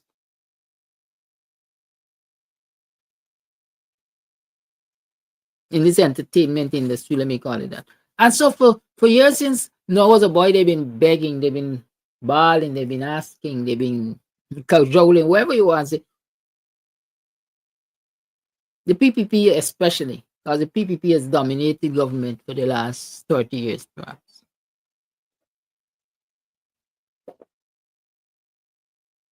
For assistance, but no. They never got it. Ask Chopo how the Ministry of Youth, Sports and Culture has treated him. Ask Mark Luke Edwards. Ask Vanilla. Wasn't it Vanilla who had to resort to the courts?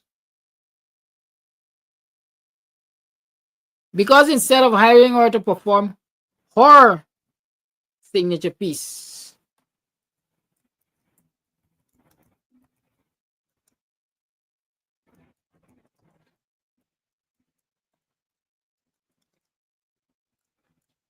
they hired somebody else. Right? Was it Vanilla? Or Jackie Jacks? Which one of them? But I will tell you definitively, an Afro-Guyanese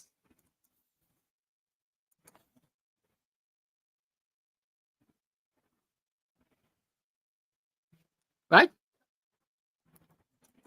had to resort to the courts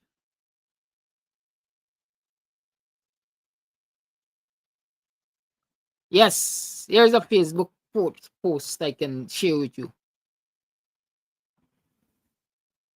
Jackie Jacks asked the question, can anyone in Guyana please tell me why Nikita's music sang my Guyana song for commercial purposes last night? That was September 7th. Without asking my permission or paying me a percentage of our earnings for using my intellectual property at GT&T's event, knowing fully well that I'm connected to Inet and so on and so forth. And so the quarrel goes on.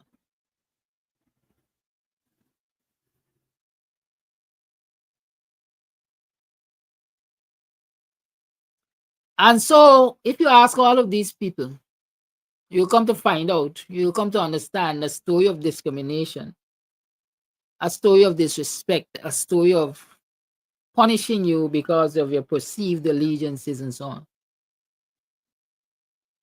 All overseen by that ministry of youth, sports, and culture.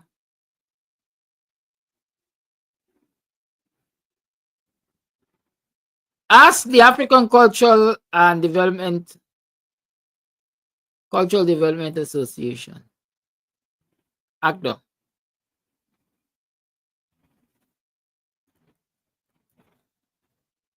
about how that very ministry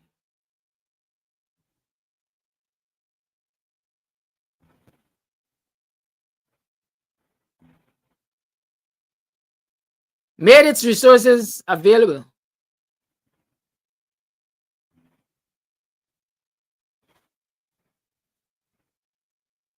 or provided resources, whichever one you want to see, to their friends and cronies over at Hits and Jams and so on and so forth, and some newfound groups and so on and so forth.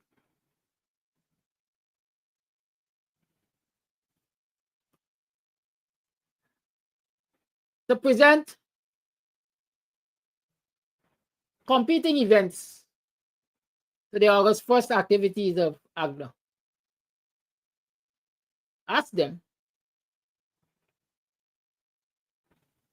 And so I'm telling you all of that as I examine the sincerity of the Ministry of Youth, Sports and Culture now announcing free recording studio for Guyanese. And since I've established that from where I sit, the majority of people in the performing arts, in the recording art, singing a soca, singing a calypso, and then by adopting the Jamaican culture because singing some reggae and so on. Check. Mark Batson, Alabama, this guy who does Christian music, Samuel Midas and Kester D, and the whole crew. Look, you will see the numbers. Afro Guyanese to the greater part. So tell me if in your mind,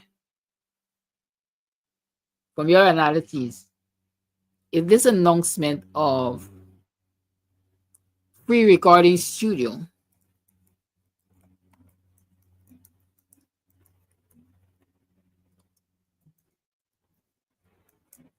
is not bait,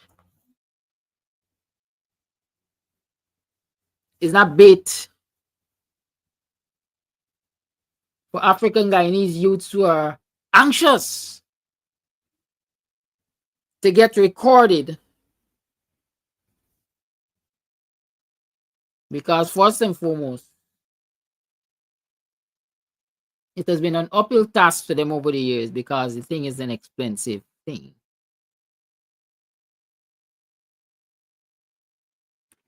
I want to read the old story for y'all.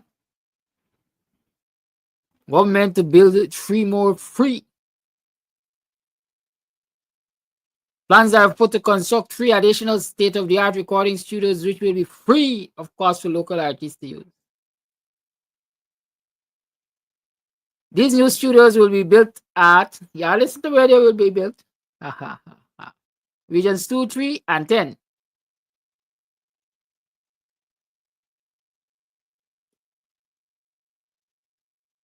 And in case you didn't know, they tell us that one similar studio has already been constructed in which region?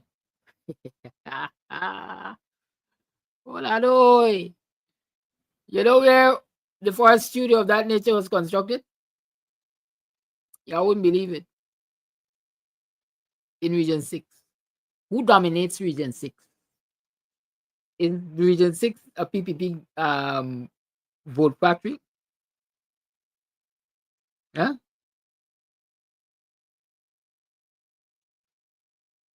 Answer the question. Is Region 6 a PPP vote factory?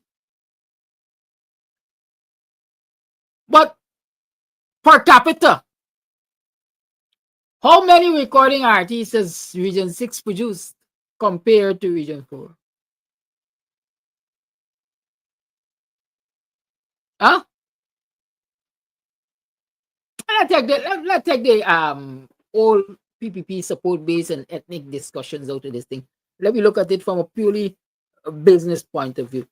If you look at it per capita, has there been more recording artists coming out of Region 4 or Region 6? Huh?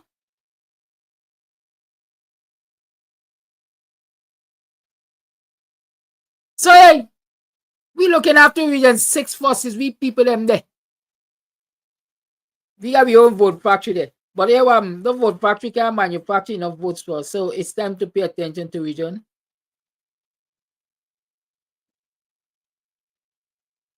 Afro-Guyanese region. Let me say that. But I want you to recognize something there too. Region 2, for the greater part, gets its the PPP gets for the greater part the majority of votes in Region 2. Y'all correct me if I'm wrong. But I would think so. And Region 3, there's a fair tussle over there.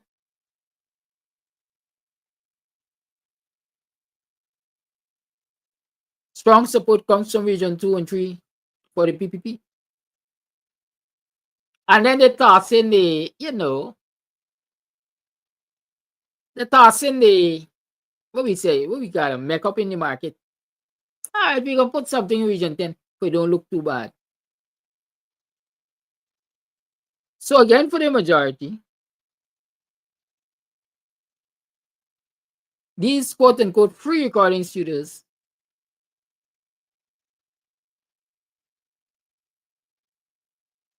will forever, or for the most part, they are placed in Indo-dominated regions. But they're being dangled in front of African Guyanese creatives who have been asking for that kind of resource from since way back then. I'm giving y'all a bet. I'm making a challenge to y'all. Wait and see. They say the first one is completed in Region 6 and it is soon to be contracted out, or some contracts are soon to be signed for it in terms of management and so on. Right? See who will operational control. See who will get operational control. That's what I challenge you to. Tony Stone, I would like you to address me. Or I would like you to be pellucid. Guyanese like say pellucidly clear. Is who you call him mudhead. And say they ain't got nothing good to say. I'm waiting for your response, because if it is Kidaki Amsterdam you're talking to, Kidaki Amsterdam will definitely respond to you in kind. So let's make it clear. I don't want you to say a backup tree and it's not me you're talking to. I want you to pinpoint who you're talking to, so we could have that discussion. Right? Let me go. Who say that's all the opposition does? Sit and talk.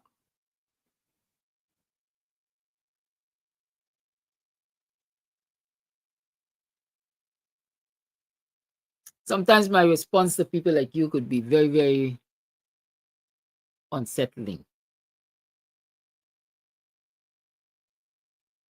Because first and foremost, you seem not to be able to get it through your thick skull. Or you're just emotional. That you can't understand that first and foremost, the resources that a lot of these things require was never available to the opposition for the 5 years or so that he spent in government. That's the first thing I want you to understand. Secondly, in the eyes of the opposition, the little resources that they had access to, there were priority areas that it needed to be spent on. And I'm sitting here and say, beyond the shadow of a doubt, the little money that the opposition had access to spend brought improvements to Guyanese lives for the greater part. I said I ain't thief some because every crew has got a thief here and a thief there and a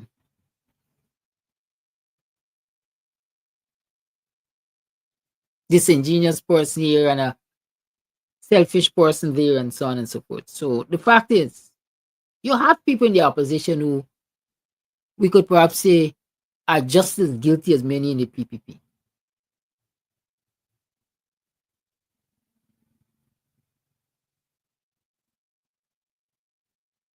Right?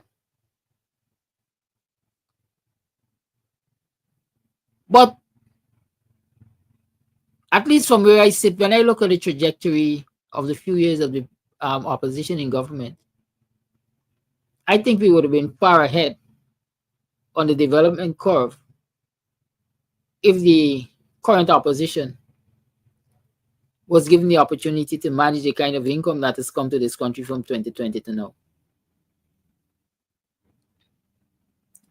Yes. Thank you for your clarity, There we go. You're talking about making promises now. It's a beauty contest. I'm going to give you a recording studio. Don't worry, I'm going to give you 10 recording studios.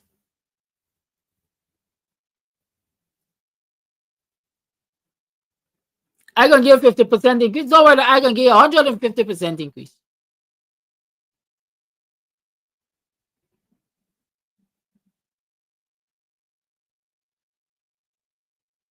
And when you do politics like that, you end up making promises which ultimately don't get kept in many instances. Or you end up making promises which turn out to be, when kept, turn out to be bad for the whole resource management of government. If you understand what I'm saying. And I know you understand what I'm saying. Any good government, whether in government or in waiting,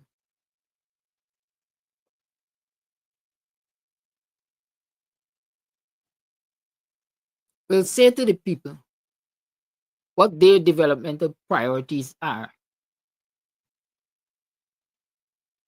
And the people, in my mind, should judge them on that.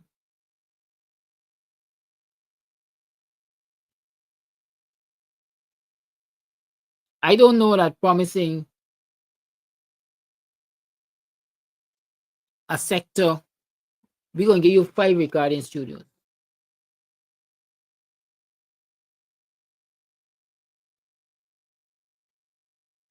Is the way to go to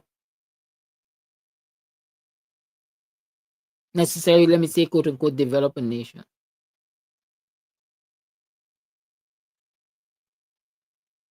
Every political party must say to the nation what their developmental priorities are. And they must also have a willingness to listen, adjust, and implement. But when the PPP tells you, we're going to give you 3 more recording studios, did you ask them the timeline? We're going to get Buxton Swine, did you ask them the timeline? When they had said we're going to give public servants 50% increase, did you ask them the timeline? Did you ask them if it is accumulative or if it is immediate, if it's a one-time 50%? Or they're going to count all the years of increase that they give you and then tell you at the end of 5 years that they gave you 50%. These are things that we as people must be able to sit and analyze. And don't just jump at a promise in the wind. Because like these recording studios, like I'm saying, promises in the wind, bait to African Guyanese. Remember when they promised the Rastafarians we are going to look at the legislation. I'm going to tell you, I'm going to show you all another bit in relation to marijuana use and incarceration and so on. Did they change the legislation? No, they didn't change it. They didn't legalize the weed. But I say, listen, we're going to get our X amount as recreational thing. Anything above that, we're going to get it. If you're caught with a thing, you're going to get non-custodial sentences or something to the fact. The fact is, you get a rap. Let the Rasta put it in the joint and smoke it. The PPP did not keep their promise to the Rastafarian community. The Hemp Producers Association or whatever they call them. You know, I got an eye for these things. I don't take them and make a study. I just see them jump out at me. And sometimes I just, I don't even remember them until we start having these discourses.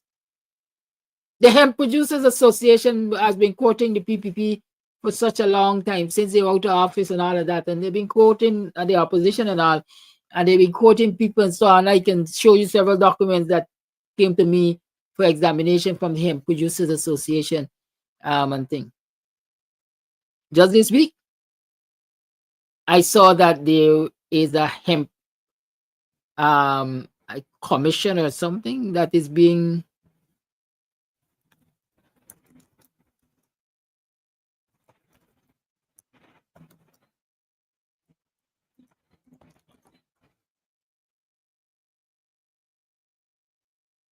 right. Since 2022, the Parliament of Ghana approved hemp legislation. Yeah, good. But guess what? Not only until this week, did I see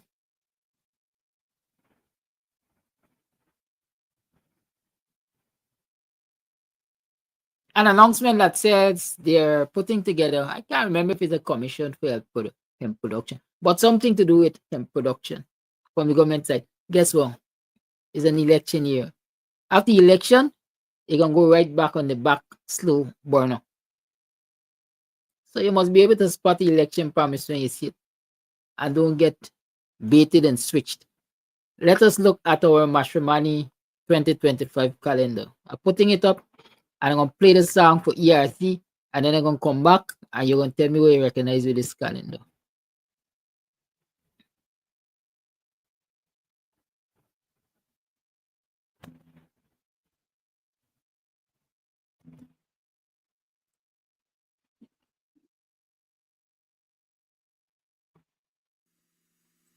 Play the thing, boy. Play the thing.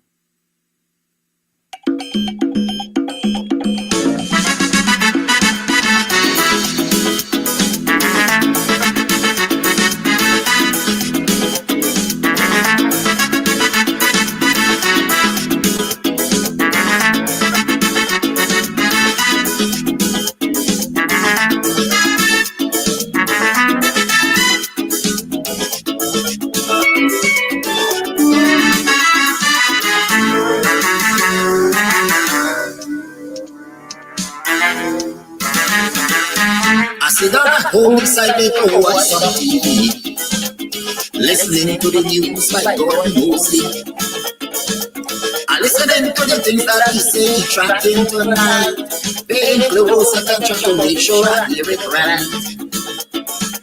But when I hear the things that he mentioned on the news, I had to declare, them kind of thing got me confused. I hear some things where the ERC noticing, and it convinced me that people they learning nothing. We hear so many times about them big name calling, and they say the ERC pretend that they didn't learn nothing. But once you're black and you just decide to say a word or two, bet your life on that. They say the ERC coming for you. Listen to the things you just hear on social media.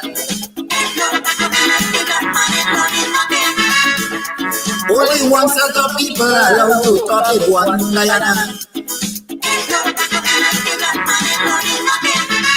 I still say, not many black people in learning.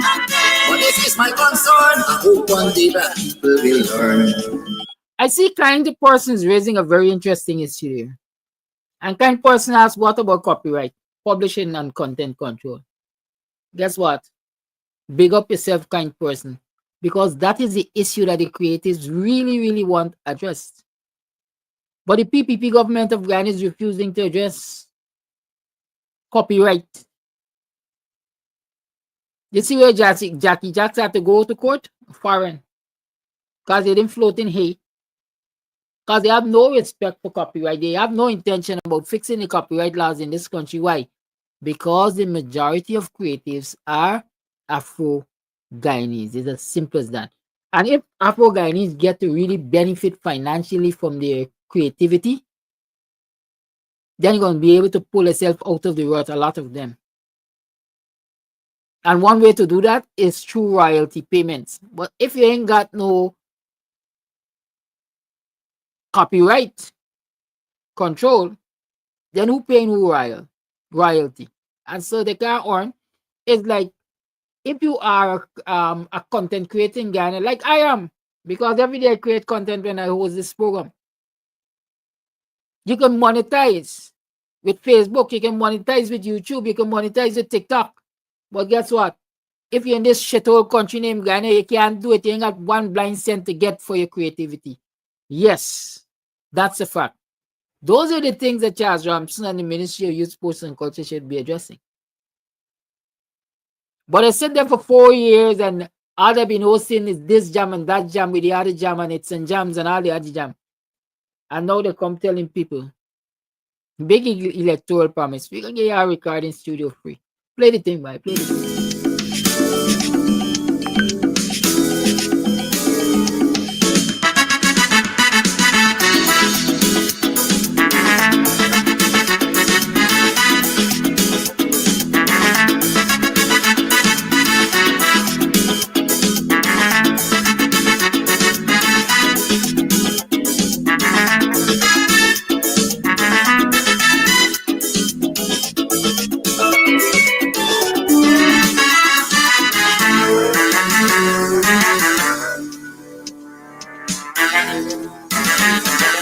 Something about this ERC that I would like to know. If any of its members happens to be black people, and if that is the case, I want them to answer this call. Tell me how come none of them ain't got no voice at all. You're showing signs of weakness and you're afraid to be fair. And we see the same thing keep happening year after year. And the day will come when all this nonsense will stop. That will be the day when black people decide to wake up. Not so long ago, something terrible happened. This young Indian man. Gavin Melville tells us, we end up talking promises, right? Gavin Melville tells us that he was squatting a piece of land 3 years ago. The PPP promised the people who were there, y'all will move.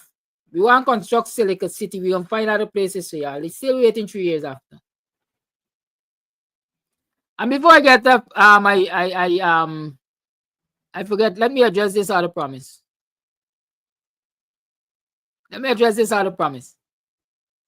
A certain individual was called into the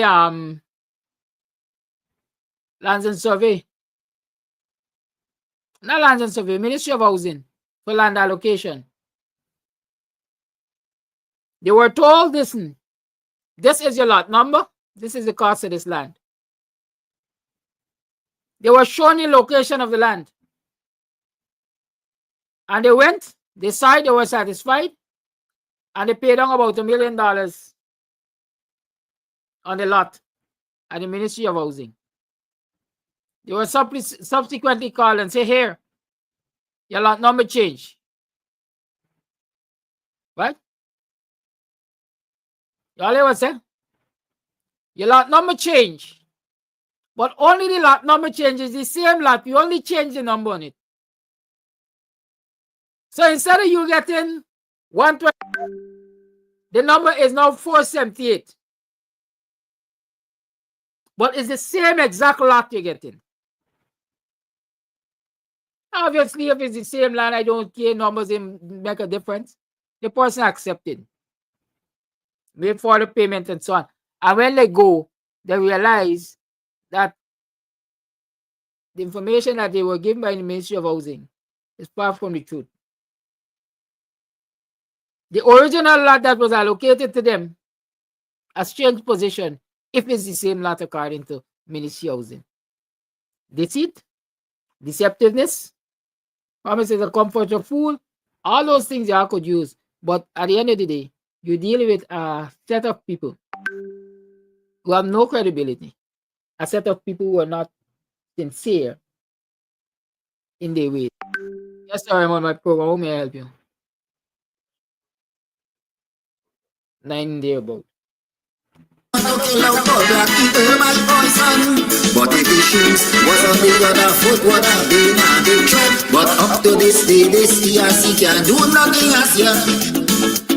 How come it's only black people committing cybercrime?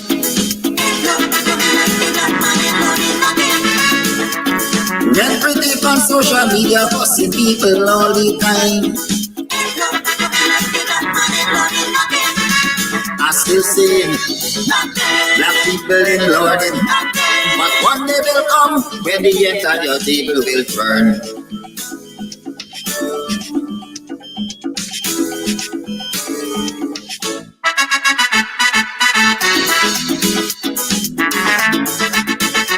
Oh, guys, so sweet, guys. So I hope the day gonna come when the table will turn. I hope the day gonna come when black people can catch yourself. Abigail Candace John, be very specific. What question are you asking about? I would like to know. I like to engage y'all on Fridays. You know, Fridays is the day to engage y'all. So let me talk about this Mashomani 2025 calendar. Look at it. Banks in the Avenue, Banks in the Avenue. Mashomani pop-up concert, Republic Bank Panorama, Mash in the Avenue. Mashomani pop-up concert, Banks in the Avenue. Mashomani pop-up concert, Banks, Mash in the Avenue.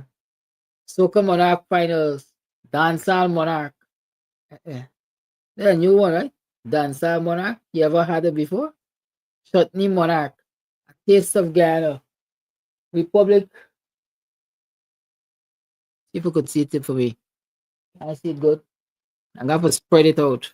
Spread out! Hey! Spice! Republic Bank, Mashomani, Panorama Steel, Band, Grand Competition. Calypso Monarch. One Ghana. One Ghana. One Ghana Mashomani, Energy Champion of Champions. Splash Ramani, Republic Flag Raising, Costume and Float Parade, Mashramana. I don't know what y'all. I don't know about y'all, but I see jams all over this. I see jams all over this. Ghana Mashramani programming in Ghana, Youth Sports and Culture Policy is necessarily, well, not necessarily, apparently being crafted like by the likes of Shanghai from China, and then buys down at there's Amon Street, I think, or Fosha Street, or someone on street in Queenstown, and so on and so forth, because the minister designate seem not to have a understanding of anything cultural. So all they see in there is banks, banks in the other, jam this, joke that, ram the other. The lines are home 6225933. 6225933 is the number to call. Call and let us talk the thing. That is what we do on Fridays, Free Talk Fridays. Play the thing by play the thing.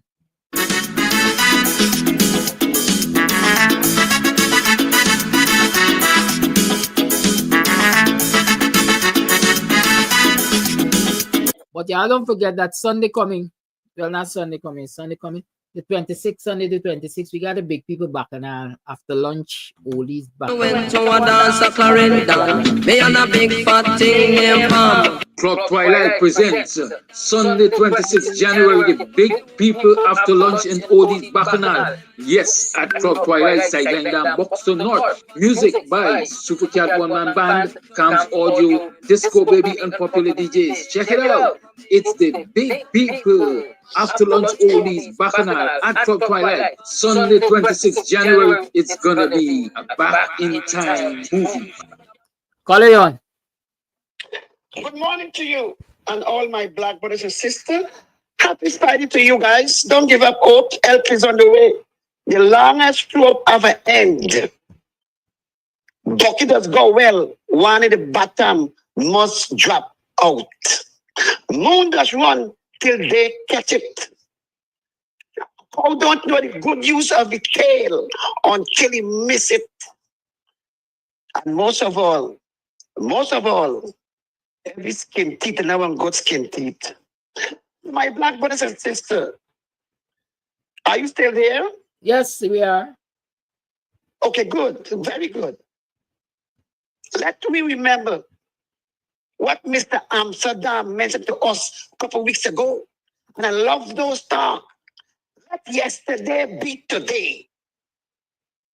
What do you mean by that? Always remember the wicked things the PPP government done and continue to do to black people. That's why we must go out and vote like a boss. That's God, we can't vote.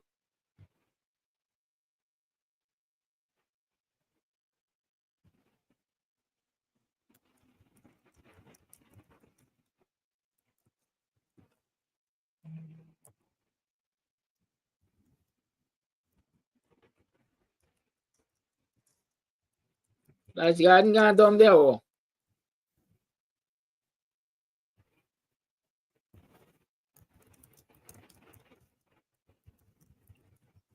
Can you hear me? Yes, I can hear you now again. Yes. I just preach what I did. I just put my money in my mouth at. 2006 is the last time I went to my vote, my black brother and sister.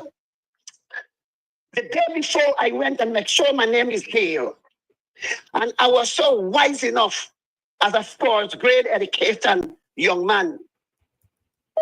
I take the name, my name at the middle, the name above and the name under, and I take all information.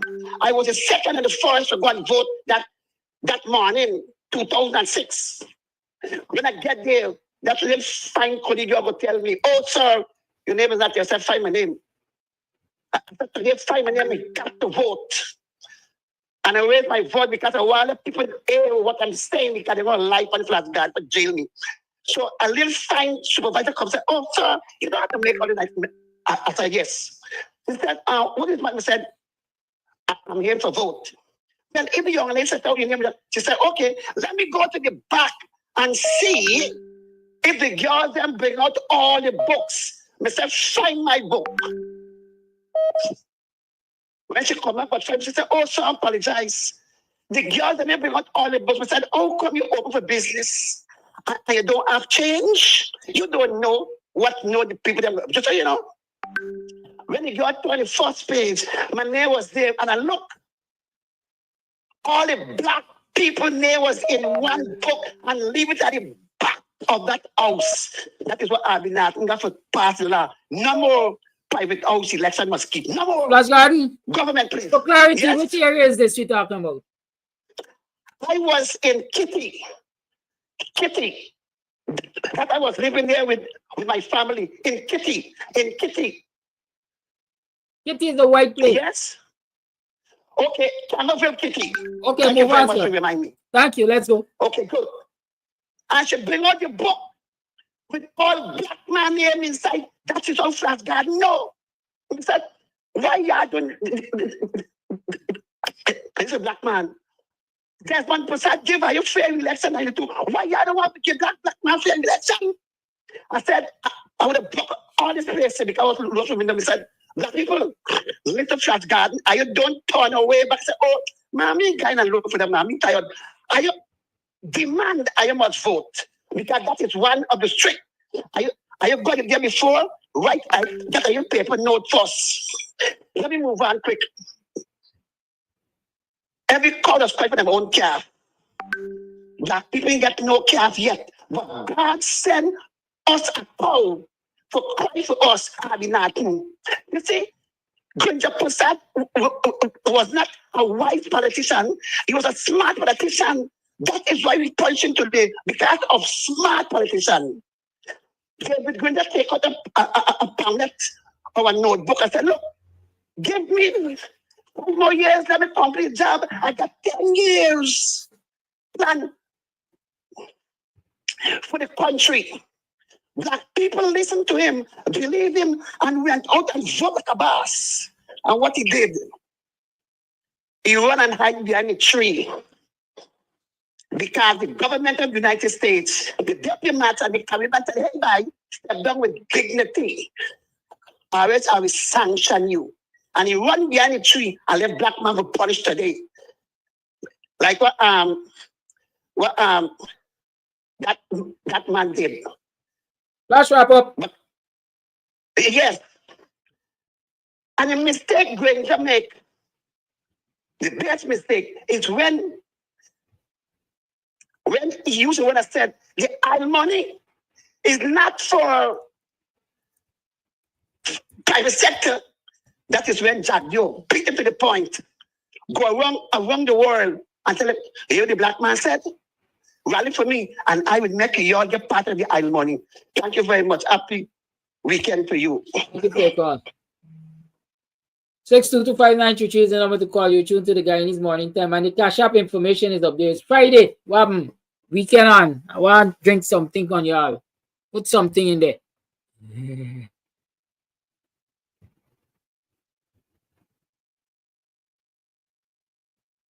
Let's check for some voice notes. We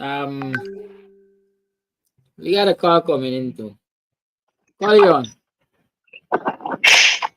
Morning, Kadaki. Morning, callers. Morning, listeners.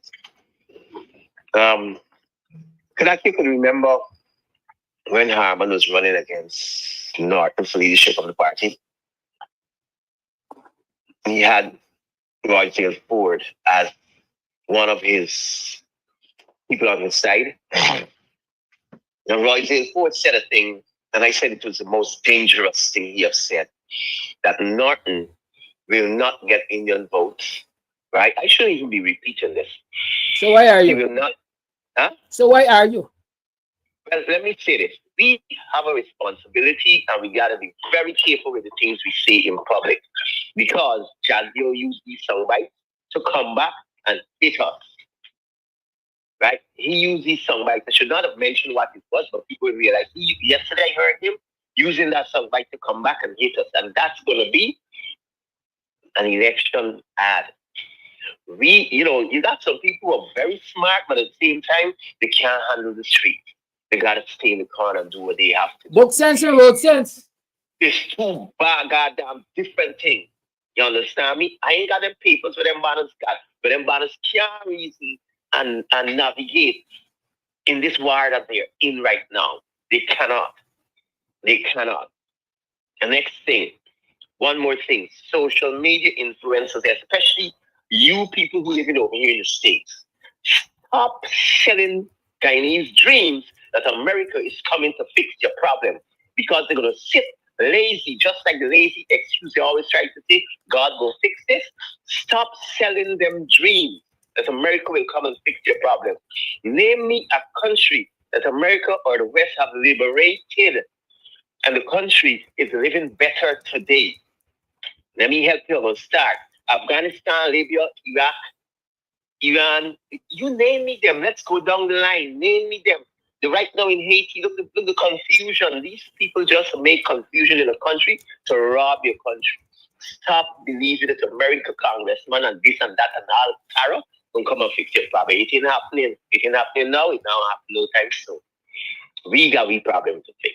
Social media influencers, you have a responsibility to stop selling Guyanese people stupid dreams. That's my take. Thank you for your call. Voice note.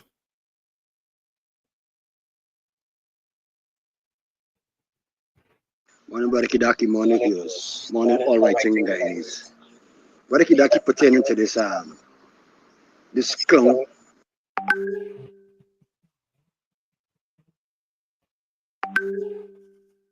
Carry on. Good morning, Kidaki, and good morning to all listeners. I've been studying this thing all the time about our dear land, Guyana. And this is what I understand. This is my understanding. The PPP want to go to elections with the dirty list, rig the election, and when the people protest, gun them down. This is what I see. It. Yes, they are going to put black people to kill black people. They are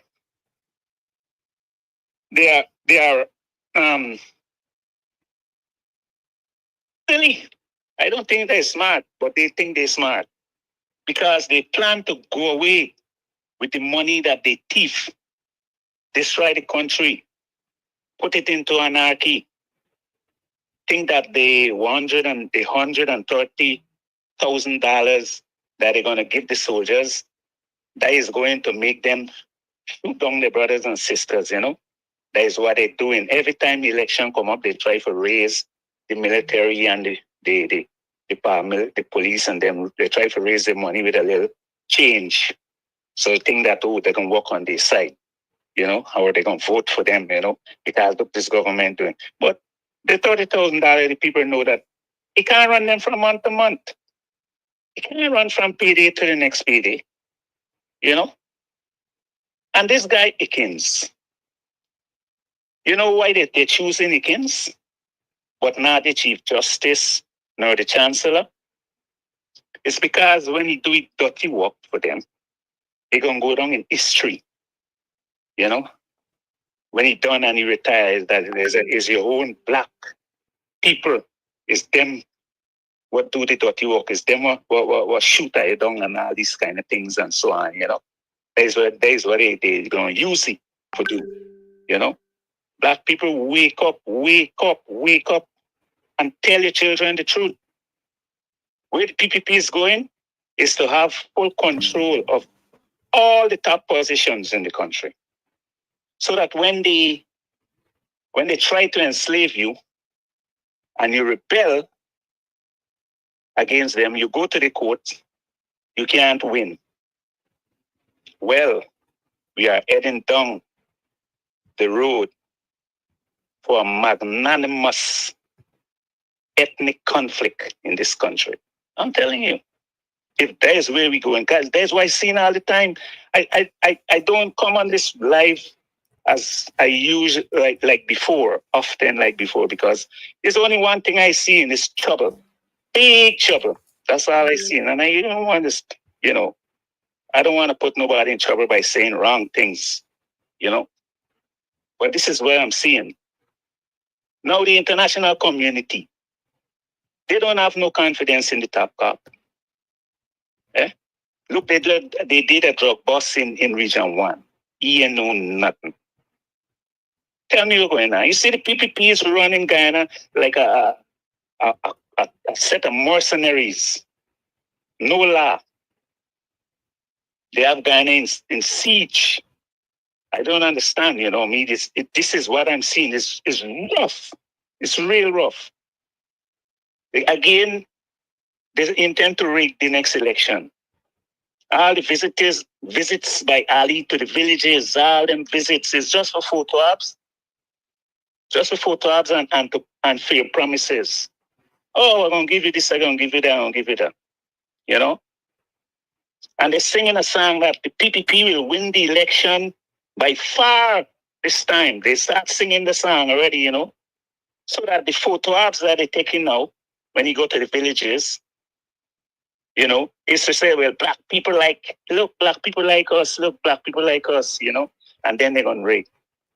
And then when they rig it in, you go say, well, you see, we went all the black people like us and support us. Lies. Propaganda. Thank you, God. All right. So you have a good day. Thank you. Bye. This clown, one marshal that we got on a Thursday.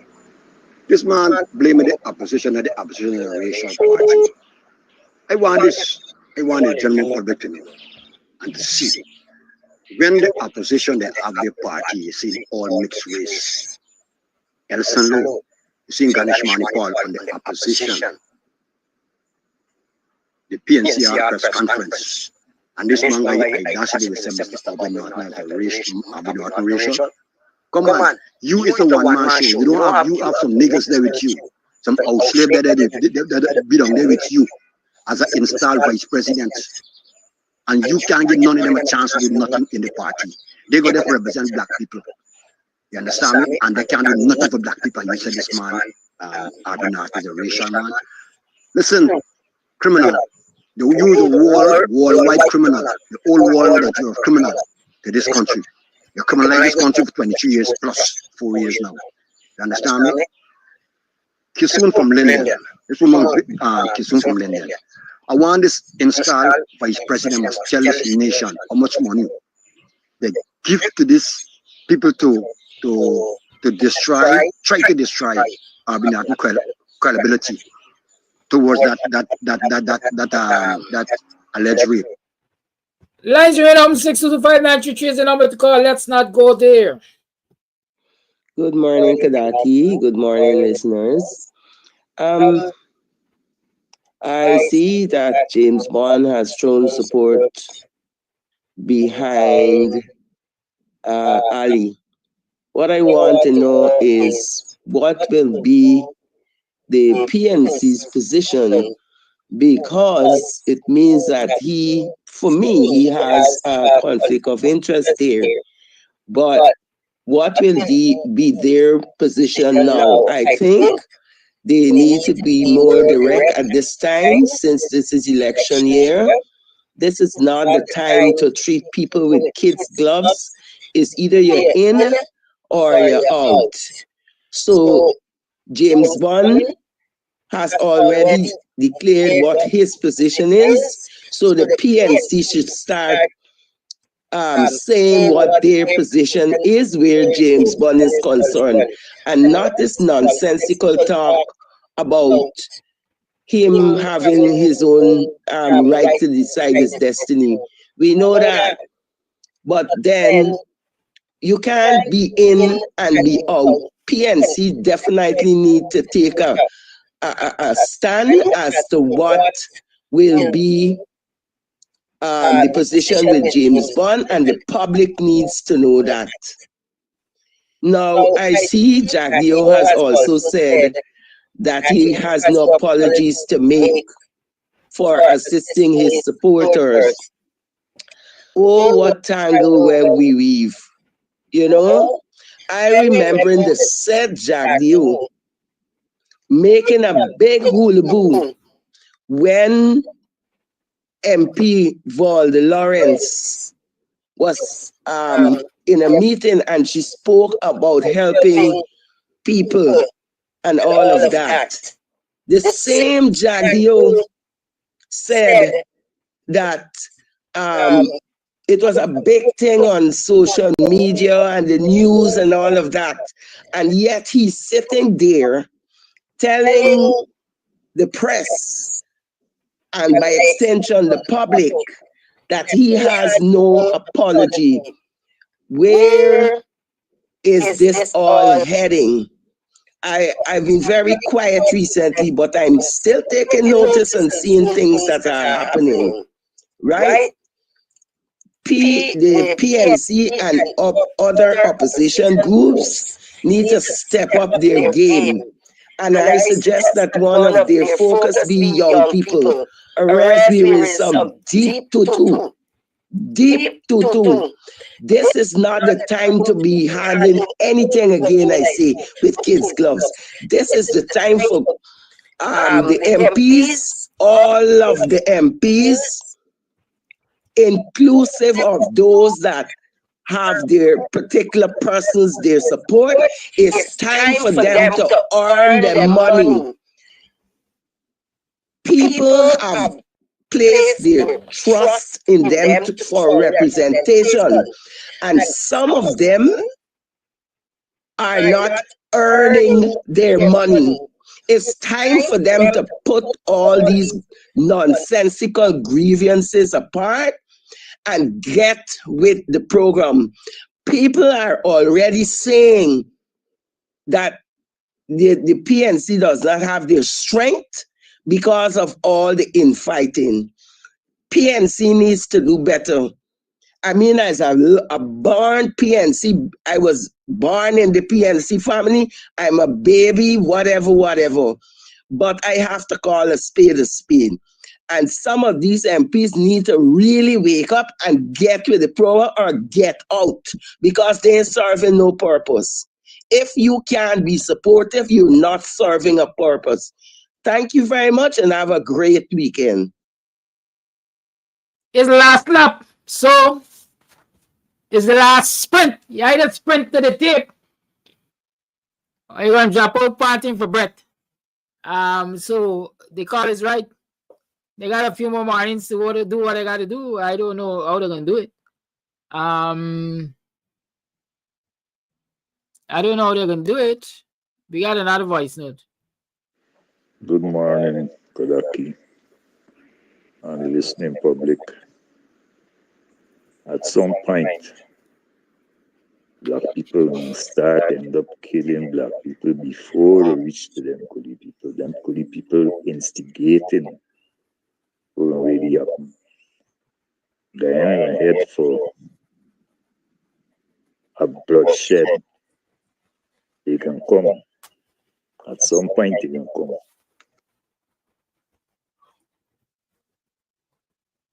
Well, I would rather we don't head for bloodshed. I would rather we don't have to go down that road. But we definitely have to campaign and protest and do all that is necessary for us to get a free, fair, and credible elections. We need a clean voters list. We need biometrics. Those are things that we have to fight for. It doesn't have to be a physical fighters in fist fight and cutlass and gun fight, but we have to challenge the status quo to achieve those things. You know, I wanted to talk to you about something, but it slipped me, but I'm just going to mention it in passing. Do you recognize that all them black people that the police charge and put before the courts just the other day have been freed of those charges? The five from the police finance department, they were all, what was the word I'm looking for them, man? I'm getting big. I'm tired. Vindicated. Yes, they were all vindicated. So could charge them, but they were all vindicated.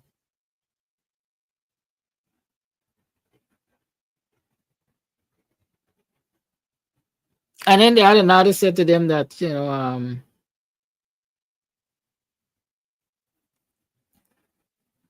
but two groups of African Guyanese that were charged and placed before the court recently, they were all vindicated.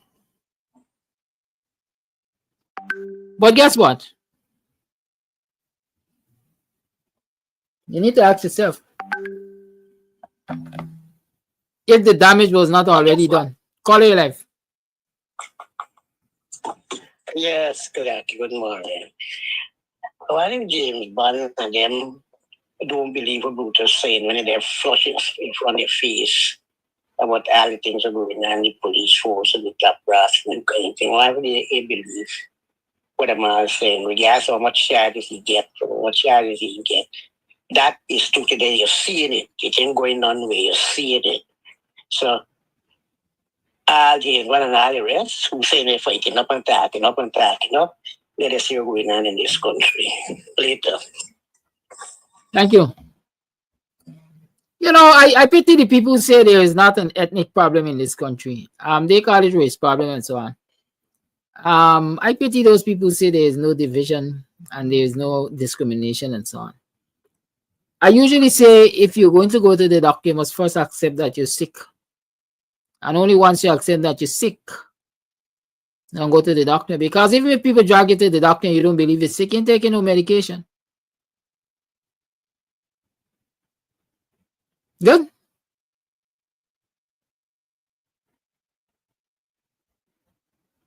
So that's the story. I don't know, like somebody backs Jaggio, like, oh, well, they created a back style or part or whoever and open their eyes because I see Jaggio saying a lot of things recently. But y'all continue to listen to Jaggio. Y'all listen at your own peril. Right? According to him, he told reporters that, listen, them posing for along the other day, we're going to blacklist one contractor. And we're going to take firm action against these people. And maybe we weren't listening to y'all all the time because all the time people are pointing out things. But we come to recognize that there are a lot of egregious things being done by procurement officers in some of the agencies. What about the egregious things being done by your ministers of government? All of them who got contracting service here and contracting service there. You don't have to listen, but at least it's close enough for you to see. But that doesn't interest you. That interests you? Listen, y'all give me a chance. Anyhow, I gotta go. It's 3 minutes after 9. It's the weekend. Y'all need to contribute to the Cash App on the Zelle.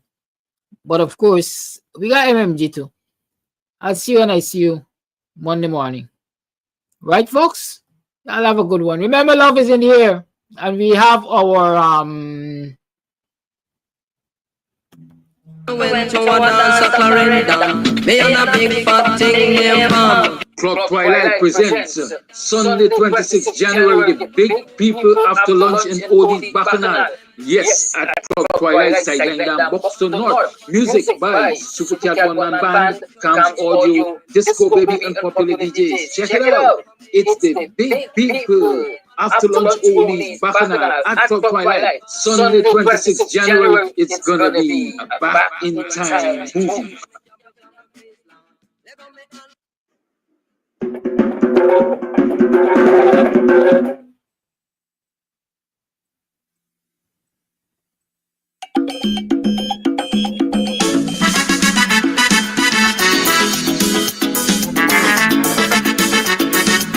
And by the way, it missed me. Those people are celebrating birthday anniversaries today. Happy birthday. I know there are a number of persons who are celebrating birthday. Happy birthday to you. I hope you live long and strong. You know, sometimes the politics can take up every cell in your body, so you don't even remember the other things that are more pleasurable. But happy birthday to you. Enjoy.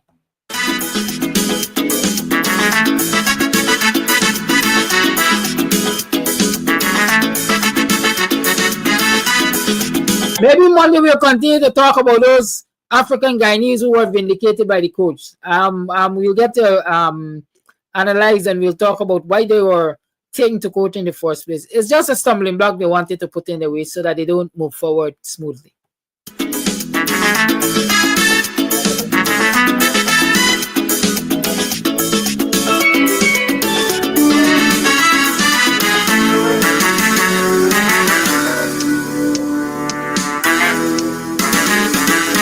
I sit down at home beside the door, watch some TV, listening to the news by Gordon Mosley. I listening to the things that he say, tracking tonight, paying close attention to make sure